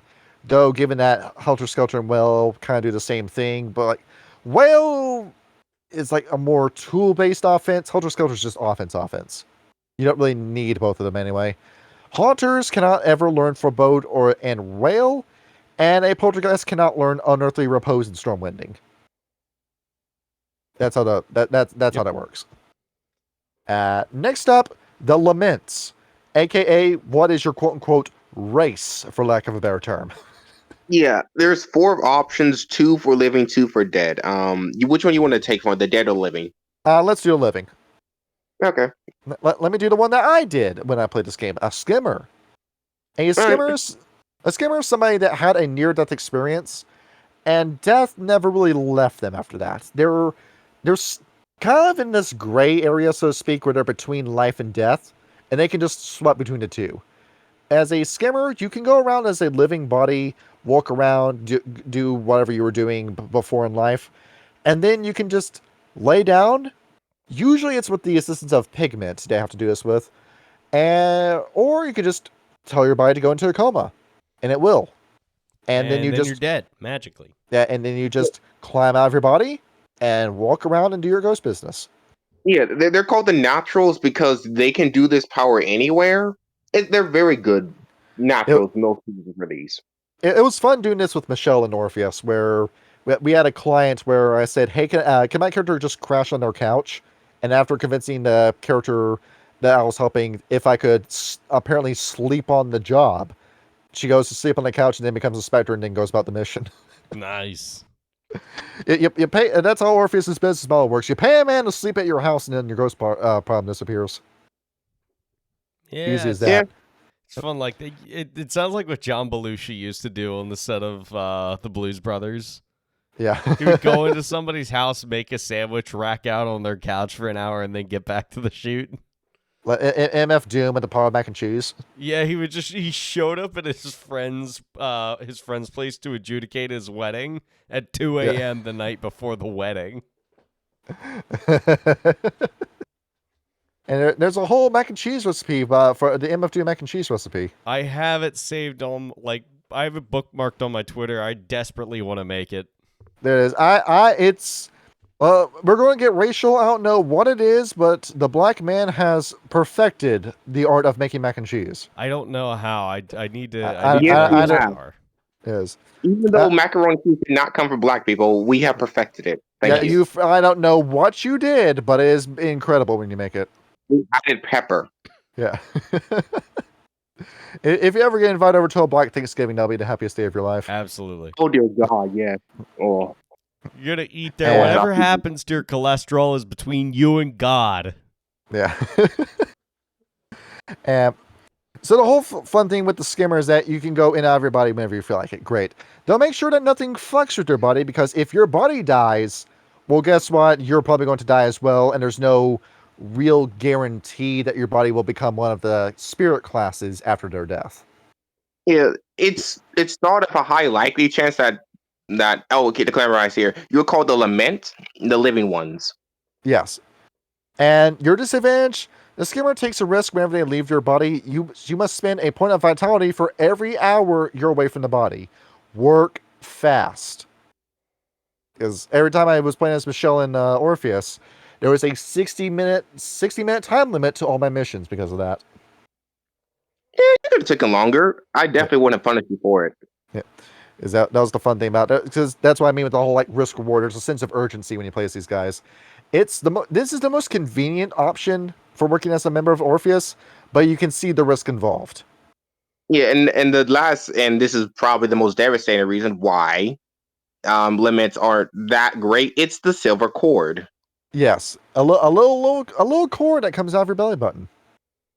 Yeah, if anything, to summarize here, your silver cord is your connection to your living body. Anything that hurts your silver cord directly goes to your body. Yes. So be careful where your enemy is attacking you. Because if that cord breaks, then you're probably not going to be able to hop back into your body unless you have puppetry. Thank goodness it's only bashing, but... Oh yeah, and to summarize, and then the good thing is you only have to spend, I think, one willpower to immediately, aka one in a single turn, go right back to your body, no matter the distance. Yes. Yeah, that's how it works. It costs you nothing to go right back to your body and just get right back into your body, the same way that Tom and Jerry does. Yep. But next up is the sleeper, where the whole premise is we freeze you solid. You clock in for work. You walk into your cryogenic pod, they freeze you solid, and then you come out as a ghost. Cool. That's something. That's how. This is what your bread and butter operative for Orpheus looks like. Most of them go into the cryogenic freezing method and just walk into the pod, become a little ghost. They go about their job, and then when your shift ends, you just walk back into your body. They end the freezing process, thaw you out, and then you go about your day. That honestly is kind of fucking cool. That's like that's just sci-fi as hell, and I love that. Yeah. You do not need to spend vitality. It is just free. You just need to go and do your work. Though once you're a ghost, you can't really stop being a ghost until you go back into the pod and communicate with Orpheus. Hey, can you get me out of here? And after Orpheus gets destroyed in chapter 1 of the series, it's a little hard to operate as these guys, don't you think? It's very hard, but they do have some very key advantages. Do you want to name them all? Key advantages going into this. Yeah. A sleeper can voluntarily shun spite.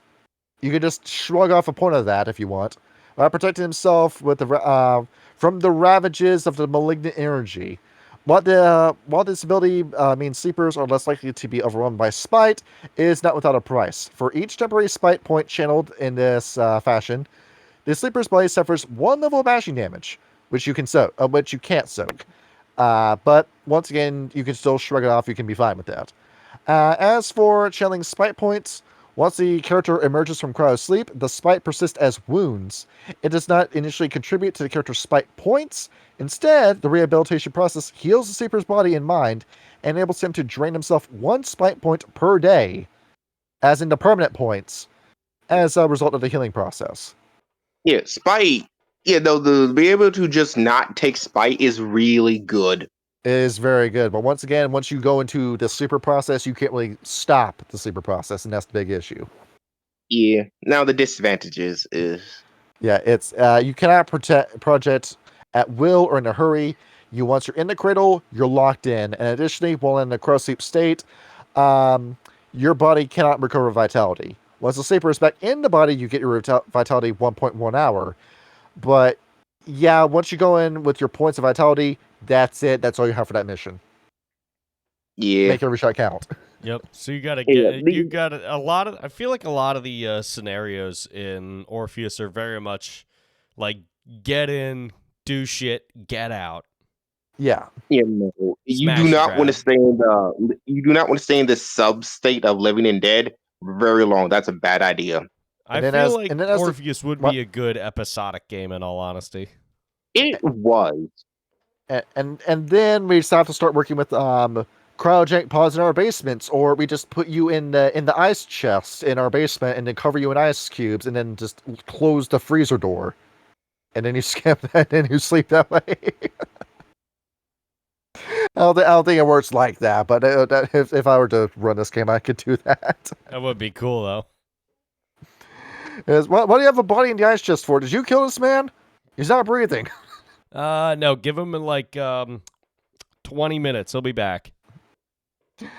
Next up is the spirit.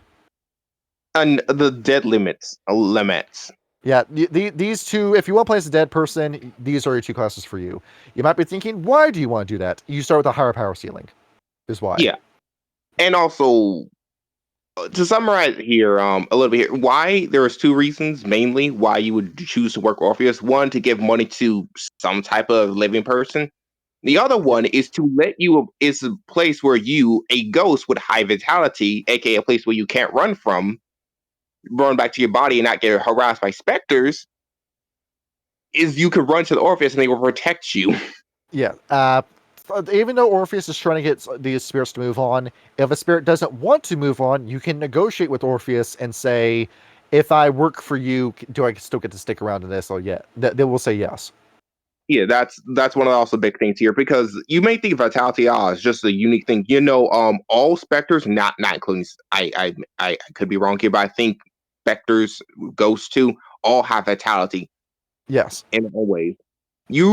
What spirits are, you just are a ghost with a particular high amount of vitality, aka a high sense of self-awareness, enough that you can actually compensate. Yes. Because not all ghosts. We'll break this down a lot when we do. I don't know if we're going to get to the types of ghosts you run across yet, but there's a spectrum to the ones that are aware to those that aren't aware. Yes. And wait until you listen to this first advantage, because this has you salivating once you hear it. Yeah, Spectre characters possess an additional 5 preview points in their character, which goes a long way. Yeah, you can buy additional horrors with this. So you see why you want to play as one of these, Kyle? Yes. Absolutely. However, And also, there's a these trade-off. and it also says here, even if you should die in the campaign as a human person and you become a spirit, you can actually gain just 5 preview points. It doesn't matter if it's in mid-campaign. You just get these. If your dungeon master and storyteller let you do that. If they'll let you become a spirit in the first place. But the disadvantages are all spirits possess Malignant. malignant counterpart, a specter that exists as a negative reflection of your character's But psychology. behold, your favorite mechanic from Wraith the Oblivion is back to bite you in the ass. Oh, Yep. boy.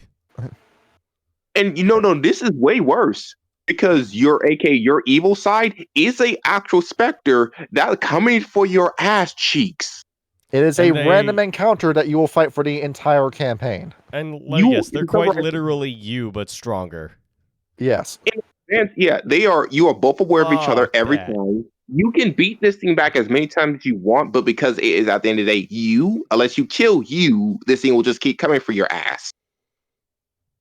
So, behold, as you make the main villain, Kyle, you remember in video games where you fight like the evil copy of your character that has all the same moves as you, Dark but has Samus, more hit points. You fight Dark Link. That's that. Except it happens multiple times throughout the entire game. I mean, And it which happens in makes this worse, Metroid too. Yeah. Your AK, it has, from how it's described, it has equal to all your stats, so it doesn't matter what type of build you have. It has your exact same dots and everything. Yeah. But it doesn't fight, which is worse. It doesn't necessarily have to directly attack you. It could ruin your life. You could have kids. Your doppelganger, which this thing is called, will try to kill your kids. It just wants to make your life shit. It hates you. It is really the Brothers Karamazov at the end of the day. Yeah, and it returns. Yeah, but even if you track down and destroy it, it returns after 20 spite rating in weeks. No, Yes. 20 minus the spite rating in weeks. Which is fun. Indeed. So enjoy your random encounters. And Yeah, no. Now, hues are people who. Now, we said how about the little special flower that allows you to do this very naturally. This is what you become if you took hues constantly. Yeah, if you took pigment, this is what you turn into when you die. Yeah, your ghost is lesser. Your spiritual energy is lesser. It's like you, I don't know, burn through your afterlife resources in your living form of life. What you took with the pigment is... Oh, sorry to interrupt you, Grid. Go on. Yeah, what you took with the pigment is that it was a spiritual poison the entire time. And now the poison is paying off. You have corrupted your soul taking the pigment. Yeah, you are flickering, you are pale, you're just lesser. Yeah, you're playing a thin blood, basically. Yeah, this is the hard mode option. Yeah, now, here's something I like about this one unique fucking quote. Remember in Beetlejuice, when Kenton's face burst open and it had all those tentacles and teeth? No? Here, let me show you. And so it was. It's the guy God is. You are playing a dark character, by the way. You're playing a low humanity vampire. You're playing a Hirano werewolf. You're playing a mage that's starting to go into quiet when you play as a Hugh. Now, but they do have an advantages here. They get to use their stains without increasing their spite. Yeah, you can just use these dark powers at will. Yes, and by spending 2 more vitality points per stain, Hugh's ability to call on stains turns a negative facet of themselves into a positive one. You suffer no drawbacks from using these powers. Yeah, and we haven't even got to these powers yet, and they're strong. Yeah, I will say this here. They're called stains. They're niche, but when they're needed, they're fucking needed, useful. Yeah, highly situational, very helpful powers. Yeah, the greatest disadvantage is Hugh is their vitality may never exceed their starting value. Ooh. So that's enjoy. A little rough. Yeah, enjoy being forced to rely on those little stain and spite powers. It is hurtful, yes, but you don't get doppelganger. It's an entirely different playstyle though. So hard mode. Because I do applaud them because that actually is a very innovative design to this game with that mechanic. But so, Kyle, I know you're familiar with Pathologic. This is the difference between playing as Danil Dankovsky and Artemi Barak in that game. Yep. It's that level of difference. It is a steep jump in difficulty trying to play as a Hugh. And now we shall go into character creation as it's stated in what page is this on? Page... I think it starts in chapter 3. Yeah, I think I might have gone past it. Yep. No, I found it. Yep, there is like a whole... Oh, yeah, page 1. Page 122. Yeah, that's where it basically... It kind of walks you through the whole thing, which is actually pretty nice. It's very helpful. This is one of the most comprehensive character creation guides I have seen from the World of Darkness. It's like people who went through the whole entire process says, okay, let's actually make a book people can actually fucking read. Let's streamline this as much as possible, and in all honesty, they do a phenomenal job of it. And not just that, the archetypes actually mean something. Yeah, they actually play into something. You can go and hire Game of Werewolf and Vampire without ever using your nature demeanor. Yeah, but this one here, your nature's demeanors actually affects your stats. You have to think. Because when you build a character, it's the 6-4-3 spread. Your abilities are 11-7-4. You have your advantages that you get from being from your shade, from your lament. You select your backgrounds, 2 standard and 2 Orpheus backgrounds, when applicable. You select 3 staying powers, which we will get to. You record your vitality, willpower, spite. You spend your 15 3B points, and then you're done. And as for your nature and demeanors, we have your archetypes, your nature's demeanors. Do you want to be an addict? Do you want to be an architect? Do you want to be an autocrat? Bravo, bumpkin, caregiver, child, curmudgeon, defender, rogue, riddler, perfectionist, martyr, loner, leader, judge, grotesque. Well, now we have vitality, willpower, and spite modifiers for you. Yes, that's what I mean. It's like every nature and demeanor actually plays into your character more. If I was to give it a complaint, it's a little bit too many options, but not as much. It gives you full ability to really customize your character. I like it. It was great when we were playing Orpheus. Kyle, I had a whole starting spite of 6 in that game. Yeah. Well, I don't know why you did that to yourself. I'm surprised that you managed to survive. Skirting the line with Michelle. He only survived. I want to make this very clear. This character only survived because he chose the faded background. Yeah, and that was it. Hey, man, look, it's a lot in merits and flaws, but it's worth it. I put 4 points in Destiny, and that's how. It worked, yes, didn't it? That is how he has I will say this here. Doing the thing where he fought basically Wendigo, which Nimbus was his fated background. And to summarize here, I didn't allow the Wendigo to soak damage directed at him through the Nimbus the first time. And he means an evil version of the Totem Wendigo. The original Wendigos are. Yeah. So, I'll say this simply here. It was simply a specter that ate people. Literally. Yes. And there was such a good relationship between that's probably one of the best antagonist-protagonist relationships I've ever seen in a tabletop RPG. Was the writing that went between Michelle and Wendigo. Yes. Remember correctly, he wanted your juicy flesh. He can only manifest himself once a year, and he saw it, and he looked at you and said, your thighs look like meaty and delicious to me. Yeah, I was just his selected target, and he just did whatever he could to kill me. It was just, why are you after me? Oh, it's because you were the one I landed on in the Eeny Miny Mo game. And that's it. That's the motivation. Talk about he shit into the stick. Yeah, bad luck. But, better me than anyone else because I managed to fight back and I survived. Barely. All right. And then going into this, along with other character creation bits, before it gets into your stain powers, it starts laying out more about the concept where it says, why are you picking this role? Why are you picking this lament? Why are you picking this nature and demeanor? So it's asking you questions as to, think about the character you're playing as because you're going to be playing as this character for a long time in this game. Make sure this is someone you like before you go through with this game. It also brings up the idea of the Crucible, aka a character. What is your character arc going to be?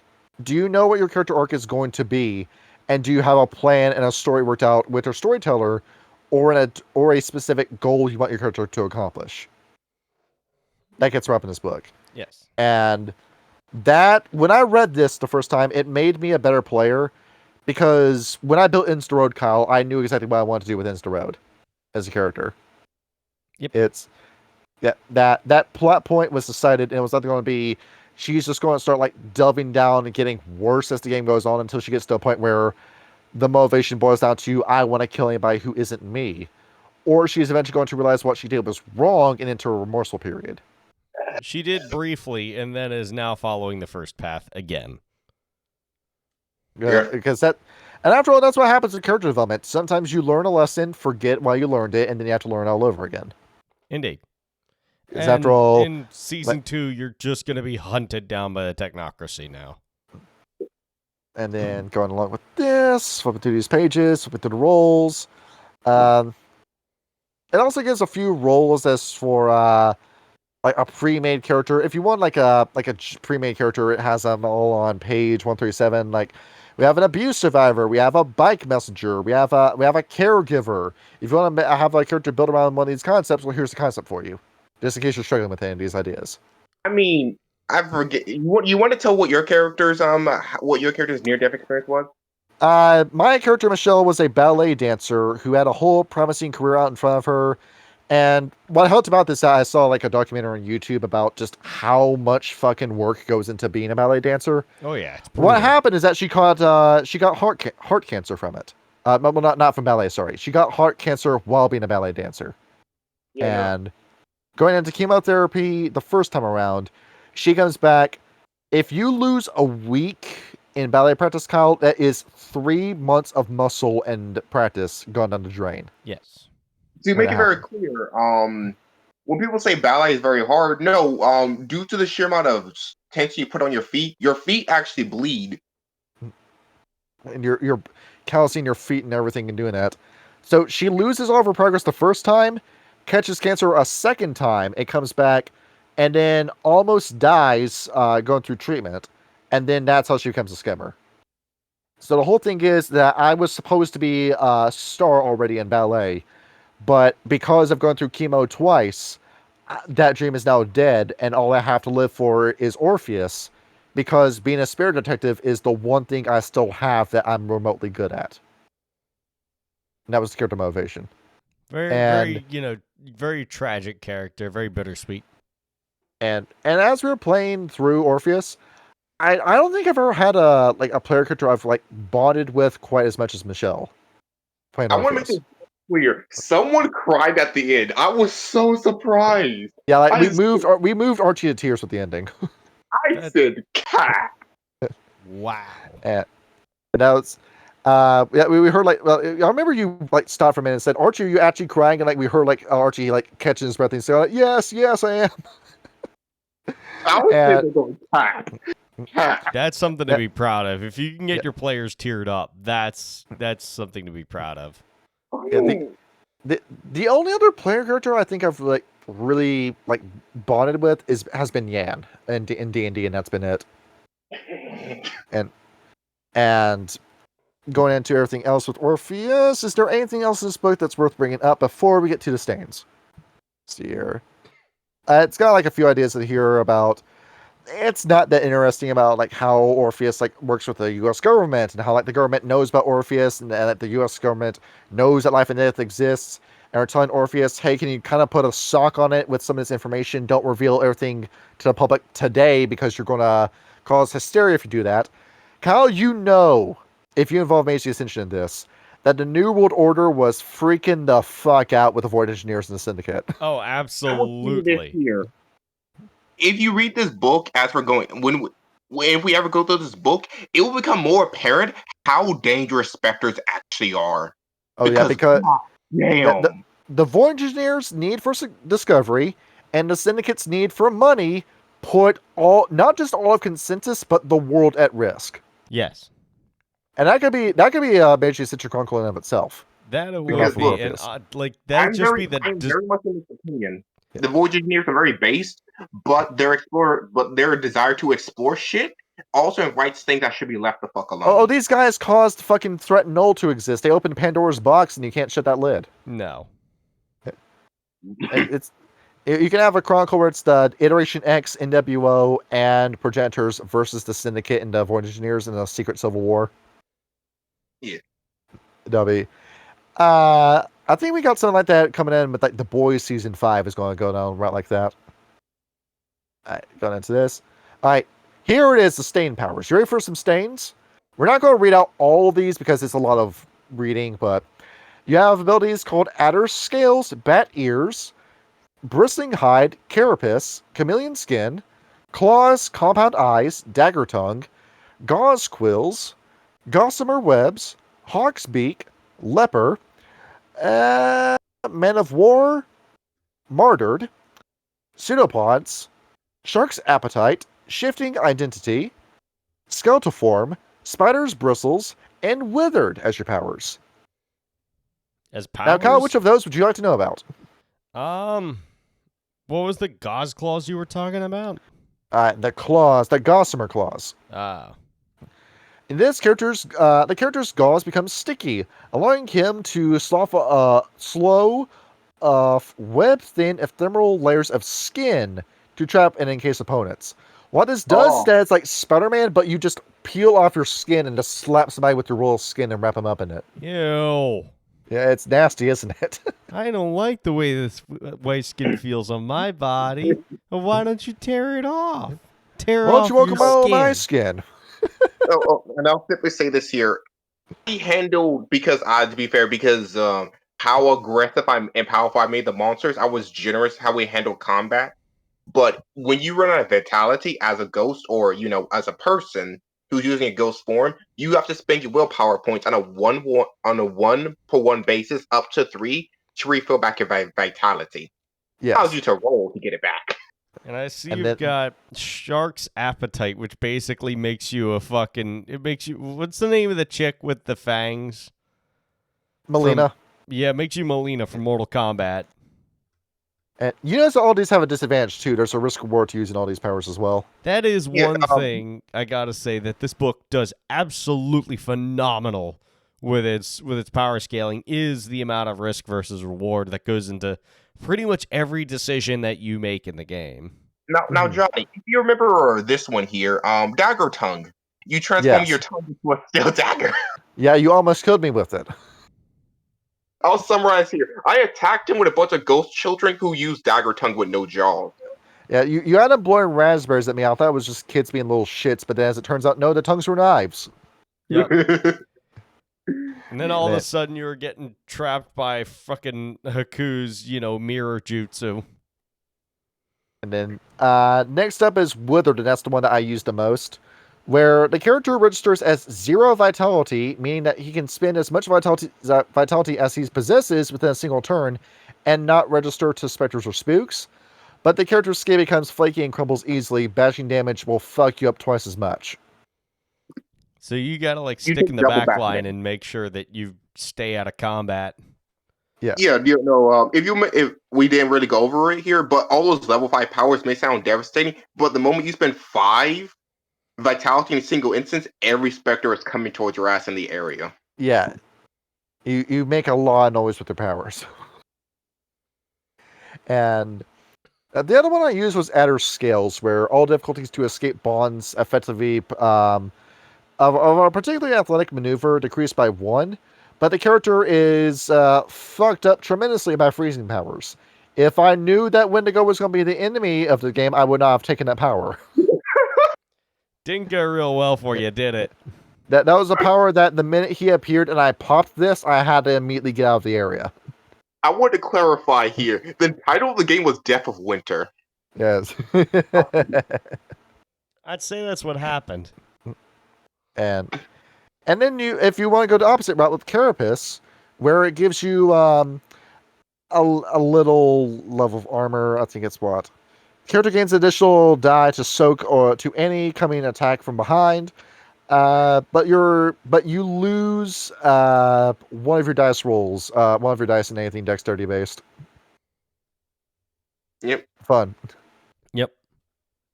So yeah, pretty self-explanatory system we got here. Yeah, I mean, they And all there- seem pretty straightforward, you know?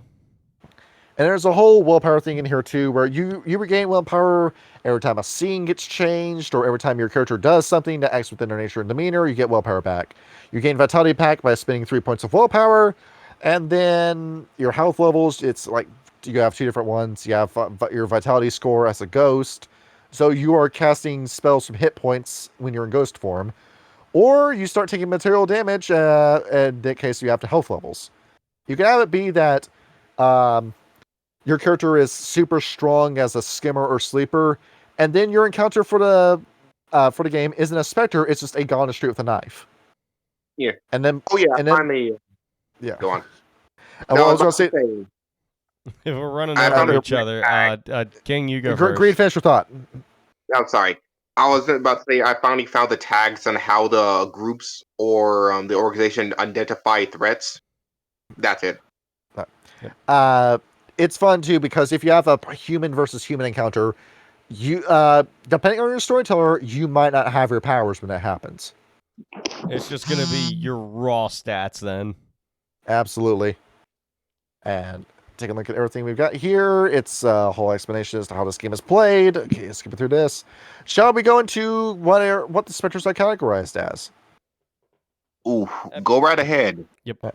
And I'll be honest here. You can tell if you read this here. I lowballed the fuck out of the wife. It's, you start because I'm still flipping to the page. Okay. You want to name me the type of specters or just the general? The general categorizations. Okay. We'll start with the non-hostile ones first, actually. Oh, okay. First of all, here let's start off with these are the typical ghosts that you will actually. This makes up the vast majority of them. Or drones. Those are basically ghosts who have no sense of the world around them and just does a repeated action. You're stuck in a loop. You just do the same thing over and over and over and over and over, and that's your existence. Yeah, they're the easiest to get rid of, but they're also the vast majority of time. But they also cause basically never any problems. Where you had for your Orpheus game, you had a ghost in a hotel that was just constantly calling for room service and just kept calling and calling and calling, and that was the thing I had to solve. He was a borderline of a drone. Yeah. The step up from that is called what? Let's see here. Take a look. See at this. I think they're called blips, right? Blips are ghosts who occasionally have a consciousness awareness, like occasionally they'll be like going blah blah blah blah blah. Wait, it's Tuesday. Anyway, blah blah blah. Yeah, they'll occasionally break their programming and do something different. Yeah. Sometimes. Now you have the next one called echoes, which is again here. These are all the typical ones. Echoes are ghosts who remember somewhat who they are and can actually interact around the world around them, but most of the time are unconscious in a state, like their brain is fuzzy. You ever have these moments where you just think like you blink and like shit, 10 minutes just went by? Yeah. Or you wake up and it's 5 a.m. and you're still getting your bearings together. Yeah. And mirages is what you guys are. You are fully aware what you are. That's what you get to play as in this game. And if you encounter one of those as your client, behold, you have your entire chronicle on rails now. Yeah. Next, there's with Shadow class is just all specters. Enigmas is unknown. Contenders are opposite companies, or it's personal. Yes. Nemesis are actively hostile. Confidant, you can tell what the rest of it means. Yes. Confidant, collaborator, foe, mark, blue, gray, green, and red. In terms of your threat tags. Yeah, basically is in a sense he'll be a shadow red to describe almost every specter. They'll call in and say we got a blue drone, like a friendly drone, for example. Yeah. Want me to briefly go over the specters horrors? Yeah, the specters as for how dangerous these guys are in categories. Specters. In categories. Specters have their own horrors to themselves, so it's like how Specters and Wraith have their own unique abilities to make themselves even shittier. Each one has a carapace claws, the ability to envelop you, a maw, and tentacles. Not necessarily. It depends, but yeah. But they usually have those. Yes. Now these are horrors that have this one here. With the Wendigo had chill. The exact opposite of Witch's Nimbus. Yeah, they have Flicker, which basically allows them to teleport. Yeah, it just allows them to teleport. Let's see. Flit, in which case you just fucking fly. Yeah. Hive Mind, where you take over every specter in the area and just make them do your bidding. Emulation. You just literally turn to fire. It's got fire that just cremates instead of setting stuff on fire. Yeah. Manifest. Now, this is a very rare one. Only high-ranking specters have this. And this is fun. What you do is that you begin to pop up in people's vision with this power. Yeah. Now you have Rend, which is pulled from Wraith, where you basically pull them into a further form of the underworld, aka the Shadowland. You pull them into the black bug room where everything nightmarish happens. And this one here, the last one, power virus. You inflict a ghost virus on the living. And you can see why you want to get rid of all these specters, because they're going to go around and cause a pandemic. Wait, hold on. No, I said that incorrectly here. It allows you to see through the eyes of ghosts of particular ranking. So a Reaper could use this on a bunch of drones, and he could see your ass coming. Yeah, you operate as a virus with this power. Yes. Yeah. And we have the first one we have is the Lost Boys. Yes. Where really these are drones are just going, oh, I just wish I had love. I just wish my life was better, but my life sucked, and now it's your problem. Yeah, and the cameras here, these are different breeds, but Yeah. And they'll just go around, just cause problems for you. It has like little examples as to what like a stat block would look like for these different kinds of guys. Usually it's like what even is this attribute over a like 3, 2, 5, or 6. Yeah, if you couldn't tell, you guys were fighting a bunch of Lost Boys with the fucking little girl. Oh yeah, and they're these fucking guys. Next up is the Frightener. Yeah, these are the people who die of a particularly violent death so horrible they feel like, fuck it, I'm so angry I turn to a wraith. Behold, Kyle, as every enemy in this game is a Grim Legionnaire. Yeah, that's what it sounds like.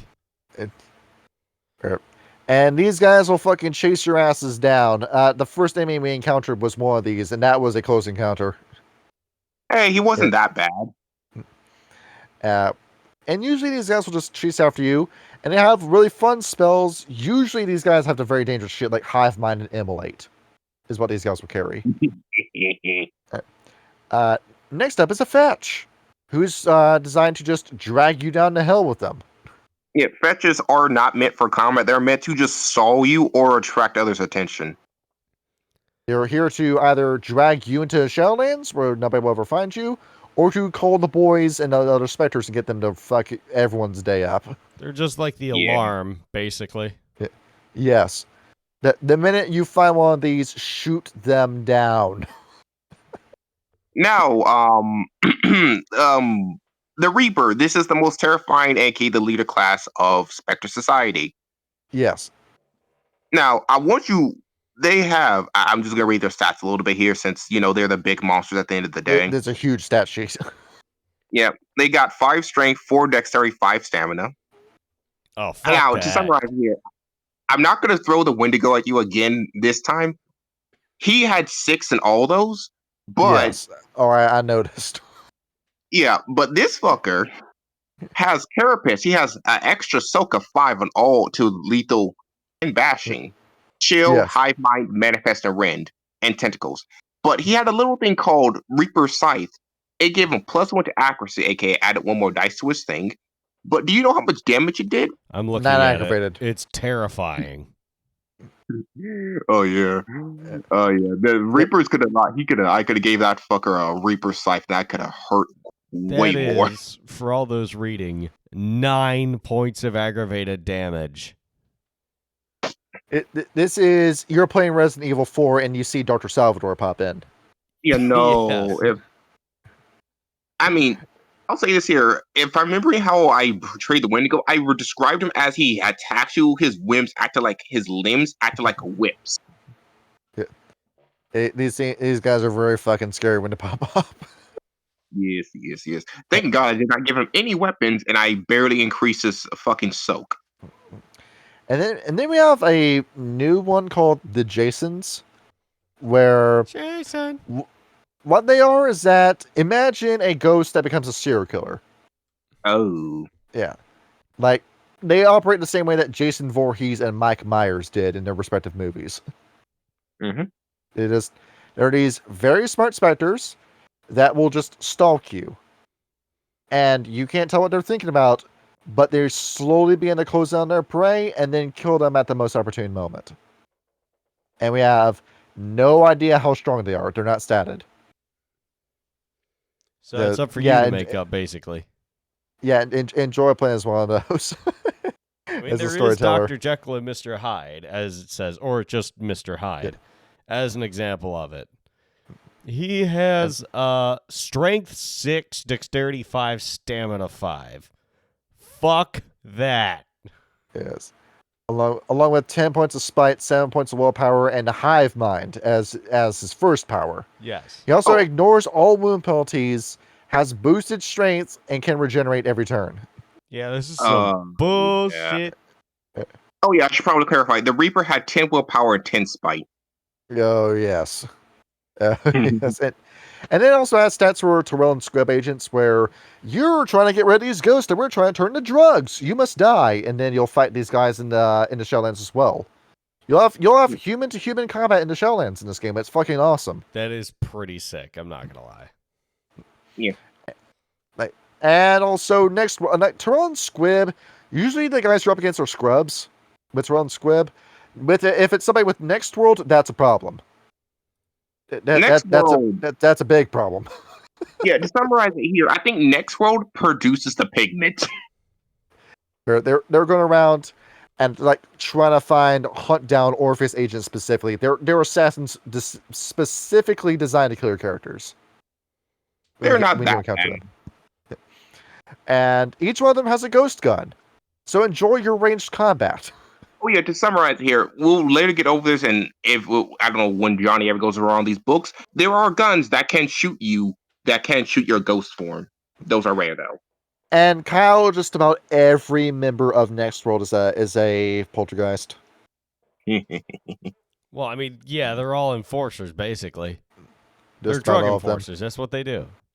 Yeah, and then it gives like a few other like NPCs that you can use in your games, like Joey Cooper, the Hugh Snitch, where he just tells on everybody, and that's his character. You can't tell this guy shit. No. And the Phantom Hacker, who's your average 4chan user who didn't die.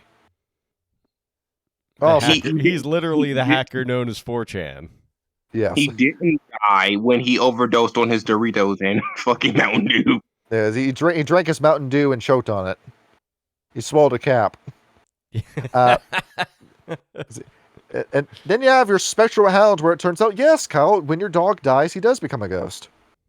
There's a little section to say it goes further about it, but I don't care about reading it. Yeah, there's actually a rather long document about it on page. What was that page?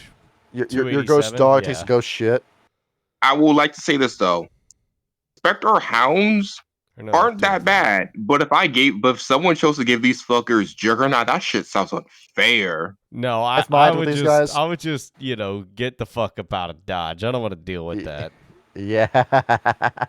If you couldn't tell, despite all the advantages and all the powers you gain, all the enemies can match you. And then this goes back to something that I would say all the time back when we first started talking about the World of Darkness. You might be scary, but everything else in the World of Darkness is just as scary, if not scarier than you. The only advantage you have is you built your character build where everybody else chose to be pacifist. you just don't piss off enough to the ones who actually built themselves around combat come around your ass too. Exactly. Mm-hmm. And then you've got a few examples of here about Wraith characters, like pre-made characters. Most of these guys are Hues that are trying to start up their own versions of Stygia in the absence of one.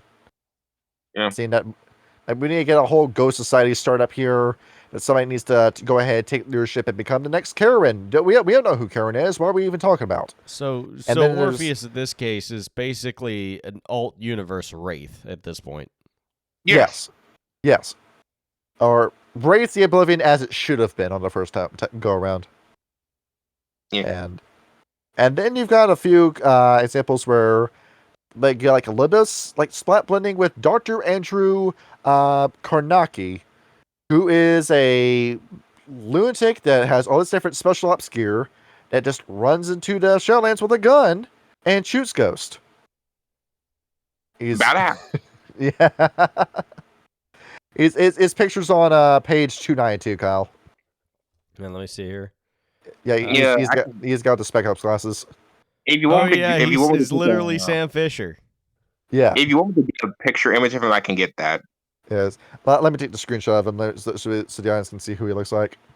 All right. But Why is nothing ever simple? And despite all that, he doesn't really have a lot in combat. He's shit in combat. He's using his equipment to carry him. Yeah. Yeah. This is what happens when you have 5 points of resources. Firearms 1 though. What the hell? Yeah. That's. I feel like that's a missed opportunity. Like, look at this guy. It's just Sam Fisher. He's got a very fun look to him. He's got a very fun look. And then you've got Devin McCoy, who's a skimmer who worked for Terrell and Squibb, and then he got involved in a job gone wrong, and he decided, hey, it's time for me to quit my job. And then he just did. Oh yeah, before I forget, there's lesser factions, but they're not important. Yeah, it's those people that are trying to get their own little Stygia up and going. Oh yeah. Yeah, as the world realizes shit, basically these are the people who came late to Bitcoin and trying to get in on it, while all the big boys already established. Yeah, it's basically Ethereum at that point. Yeah. Devin McCoy is like an independent Ghostbuster, and that it goes to show like what that would look like in practice. Where, like he's doing okay for himself. He's doing okay. He's probably going to die. He probably is. Probably.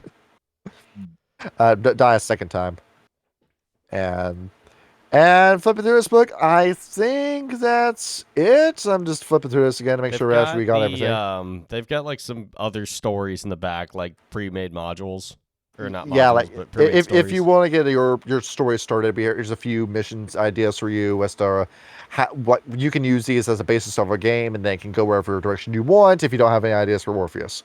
Now, I want to say something very clear.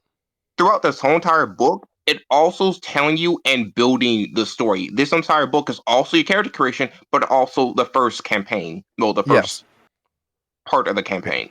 Yeah, you go through these missions, so to speak, and this is you getting used to your characters and getting attached to all of your characters and getting attached to Orpheus before it take it all away from you in the next book.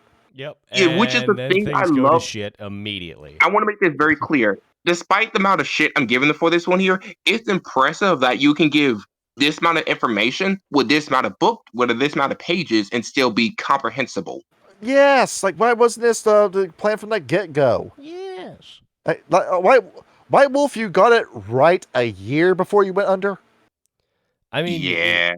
Sometimes it's too little, too late. I mean, like, you can bring the nicest fucking dish to the table, but if you bring it late, it's going to be cold by the time you get there. Yes. Well, at least they were able to finish. At least they were able to finish Orpheus. So that's what I mean with Orpheus. That this game's fucking Kino.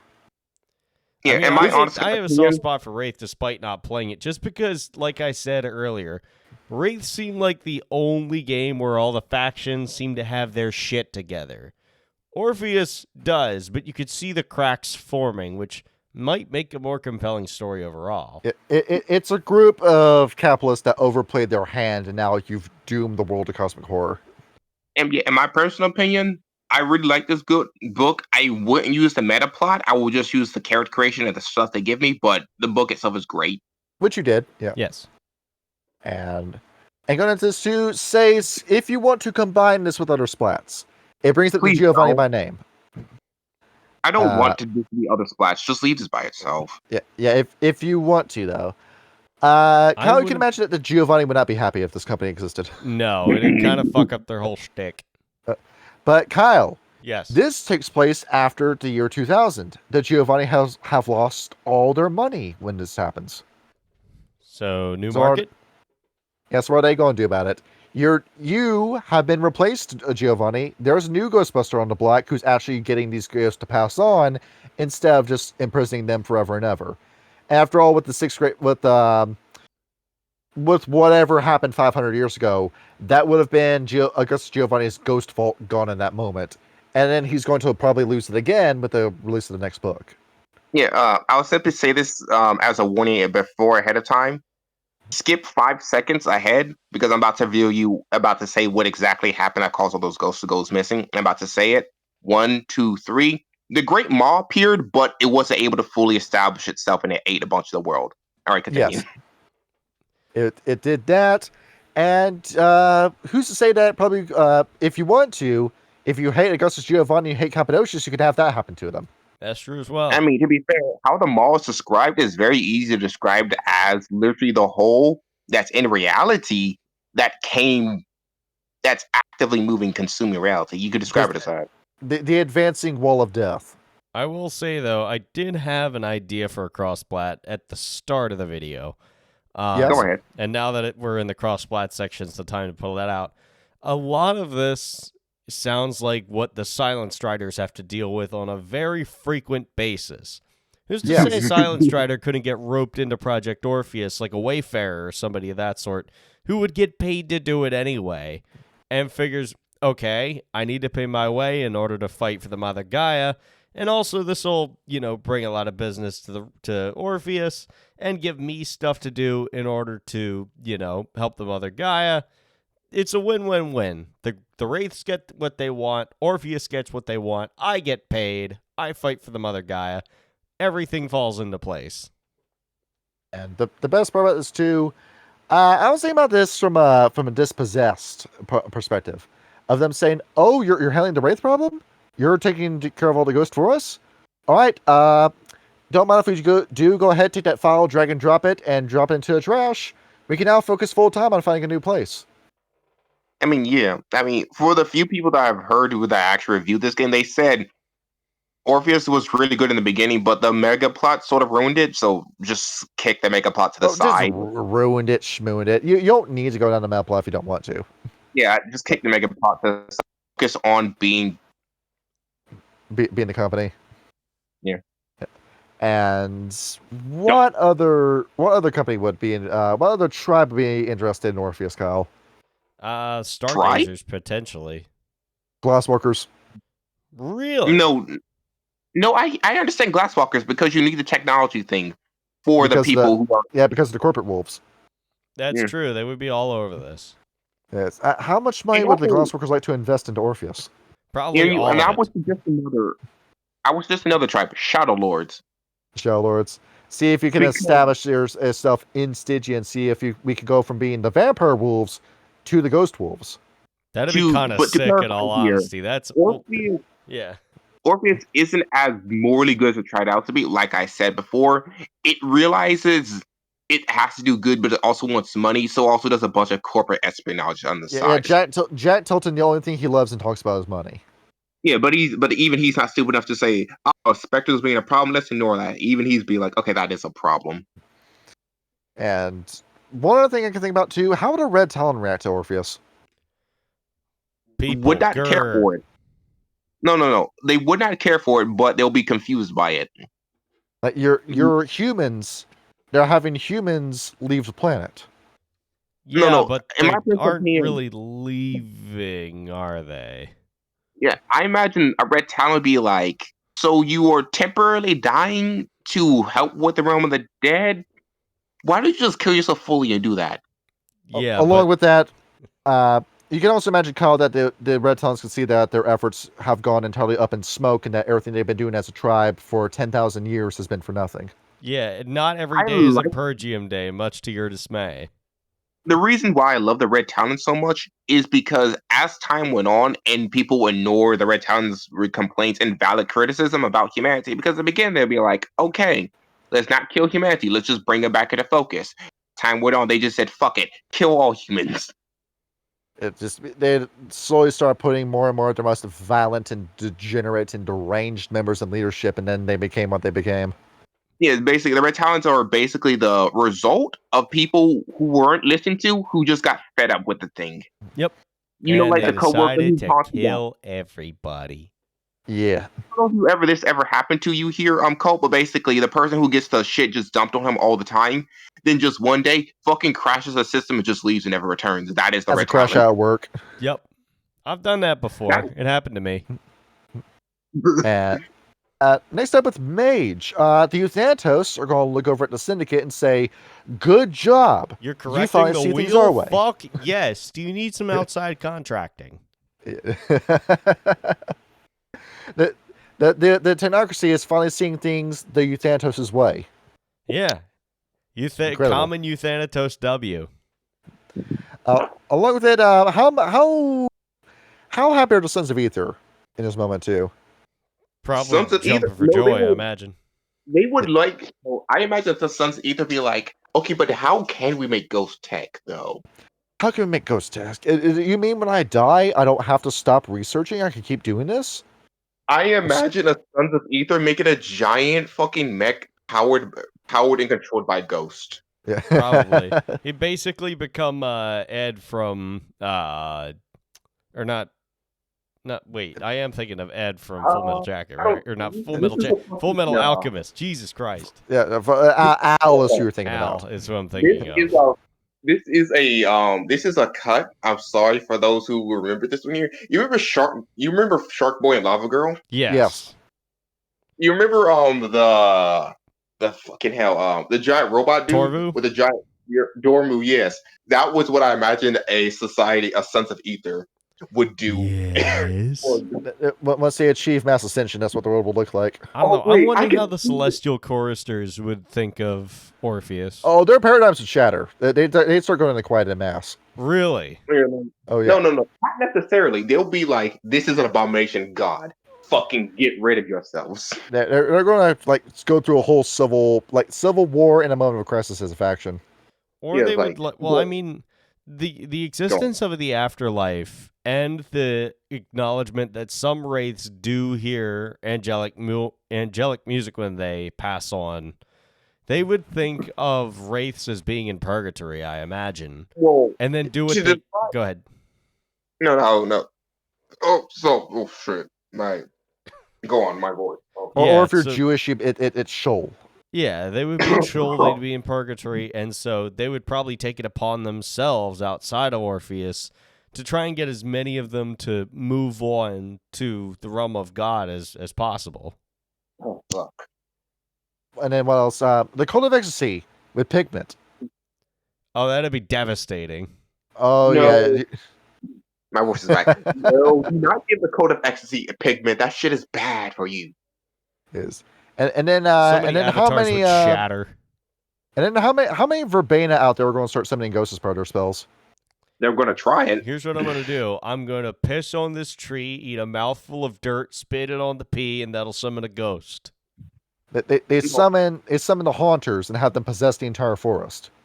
I will simply say this one here.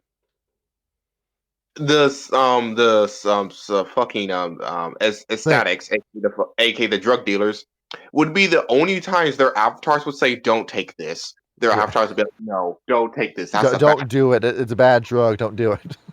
That's bad weed." Meanwhile, in Fondi, that's going to be an issue with them. They little will. bit. They would purposely make a hole to swarm inspectors. They're looking for this. The Malfians, absolutely. The Infernalists are going to start thinking, excuse me, you're getting away with my demonic utopia. No. This is what the Nefandis or Malfians would do. They would make it a giant magical tower that allows specters to manifest themselves without having the abilities to manifest themselves, basically allowing them to make a giant tower that's swarming with specters. They become as Gozer in Ghostbusters.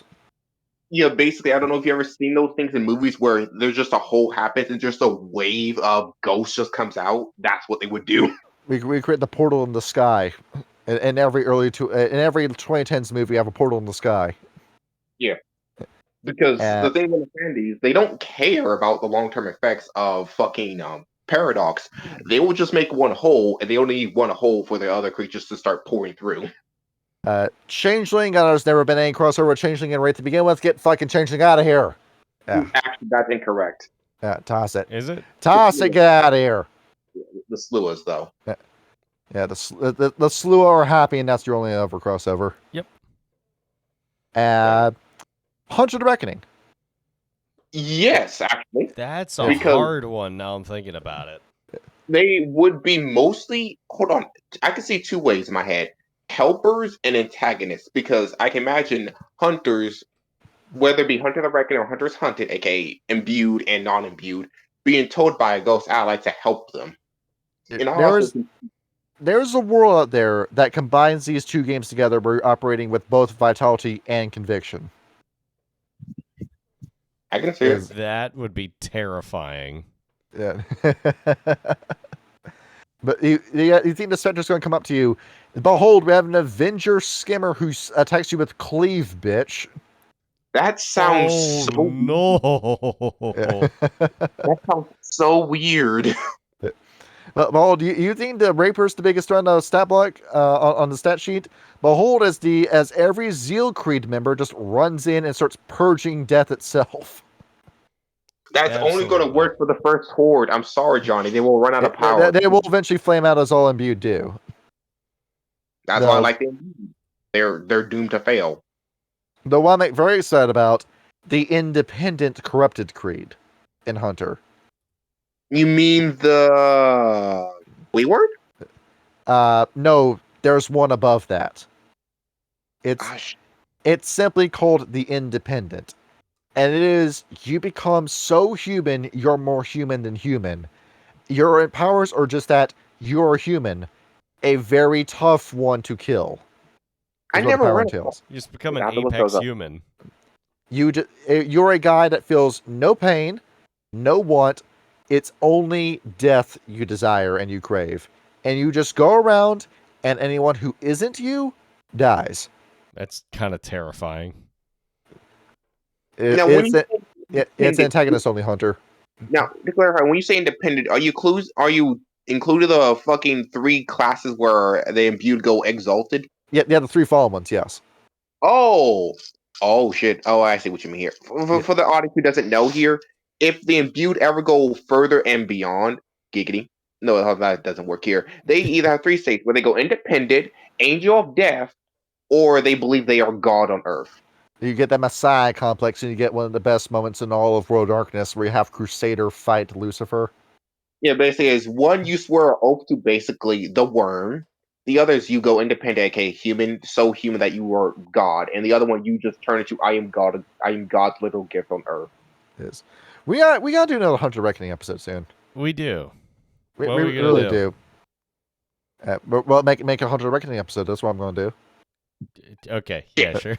I was about to say what about, but we haven't gotten that far yet. I think that's it for Orpheus. I think we've covered all the information we really need to cover for the introduction. It's a pretty neat book. I wasn't sold on it initially, but I'm warming up to it, slow but sure. This is the most underrated and overlooked book in the World of Darkness. You need to start playing Orpheus. Yeah, I mean, this really is a need call to action. Play Orpheus. Play Well, I Orpheus. Look at the book. Look at the book code. It has a lot of fun shit that you can do. Yes, it does. It really does.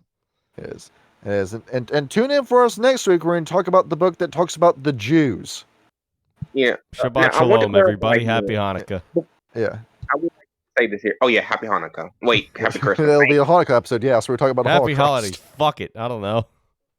I'm not a Jew. It's Christmas here, boy. I'm joking. Happy Holocaust. But all I'm going to say here is, Johnny, before we go on another Hunters, let's do Hunters Hunted. That book would bring in the more people who want the more Have flavor. we done Hunters Hunted? We have not, I don't We think. haven't. No. We haven't. See, I'm typing in my own searcher group search result now on my own channel. I don't think we have, no. I swore we talked about this before. No, we haven't. We've done 2 Hunter the Reckoning videos, to my knowledge.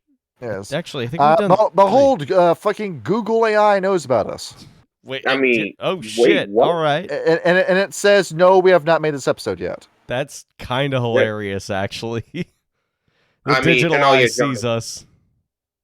Yeah, no, oh yeah. Let me say this here for the internet. If you want the book on the legitimate means for reviewing, I have it. I can send it to you. I got it legally, internet. Yes. To make that very clear.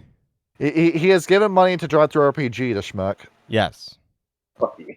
Anyway, it was just more convenient for him to get this model than going through his files.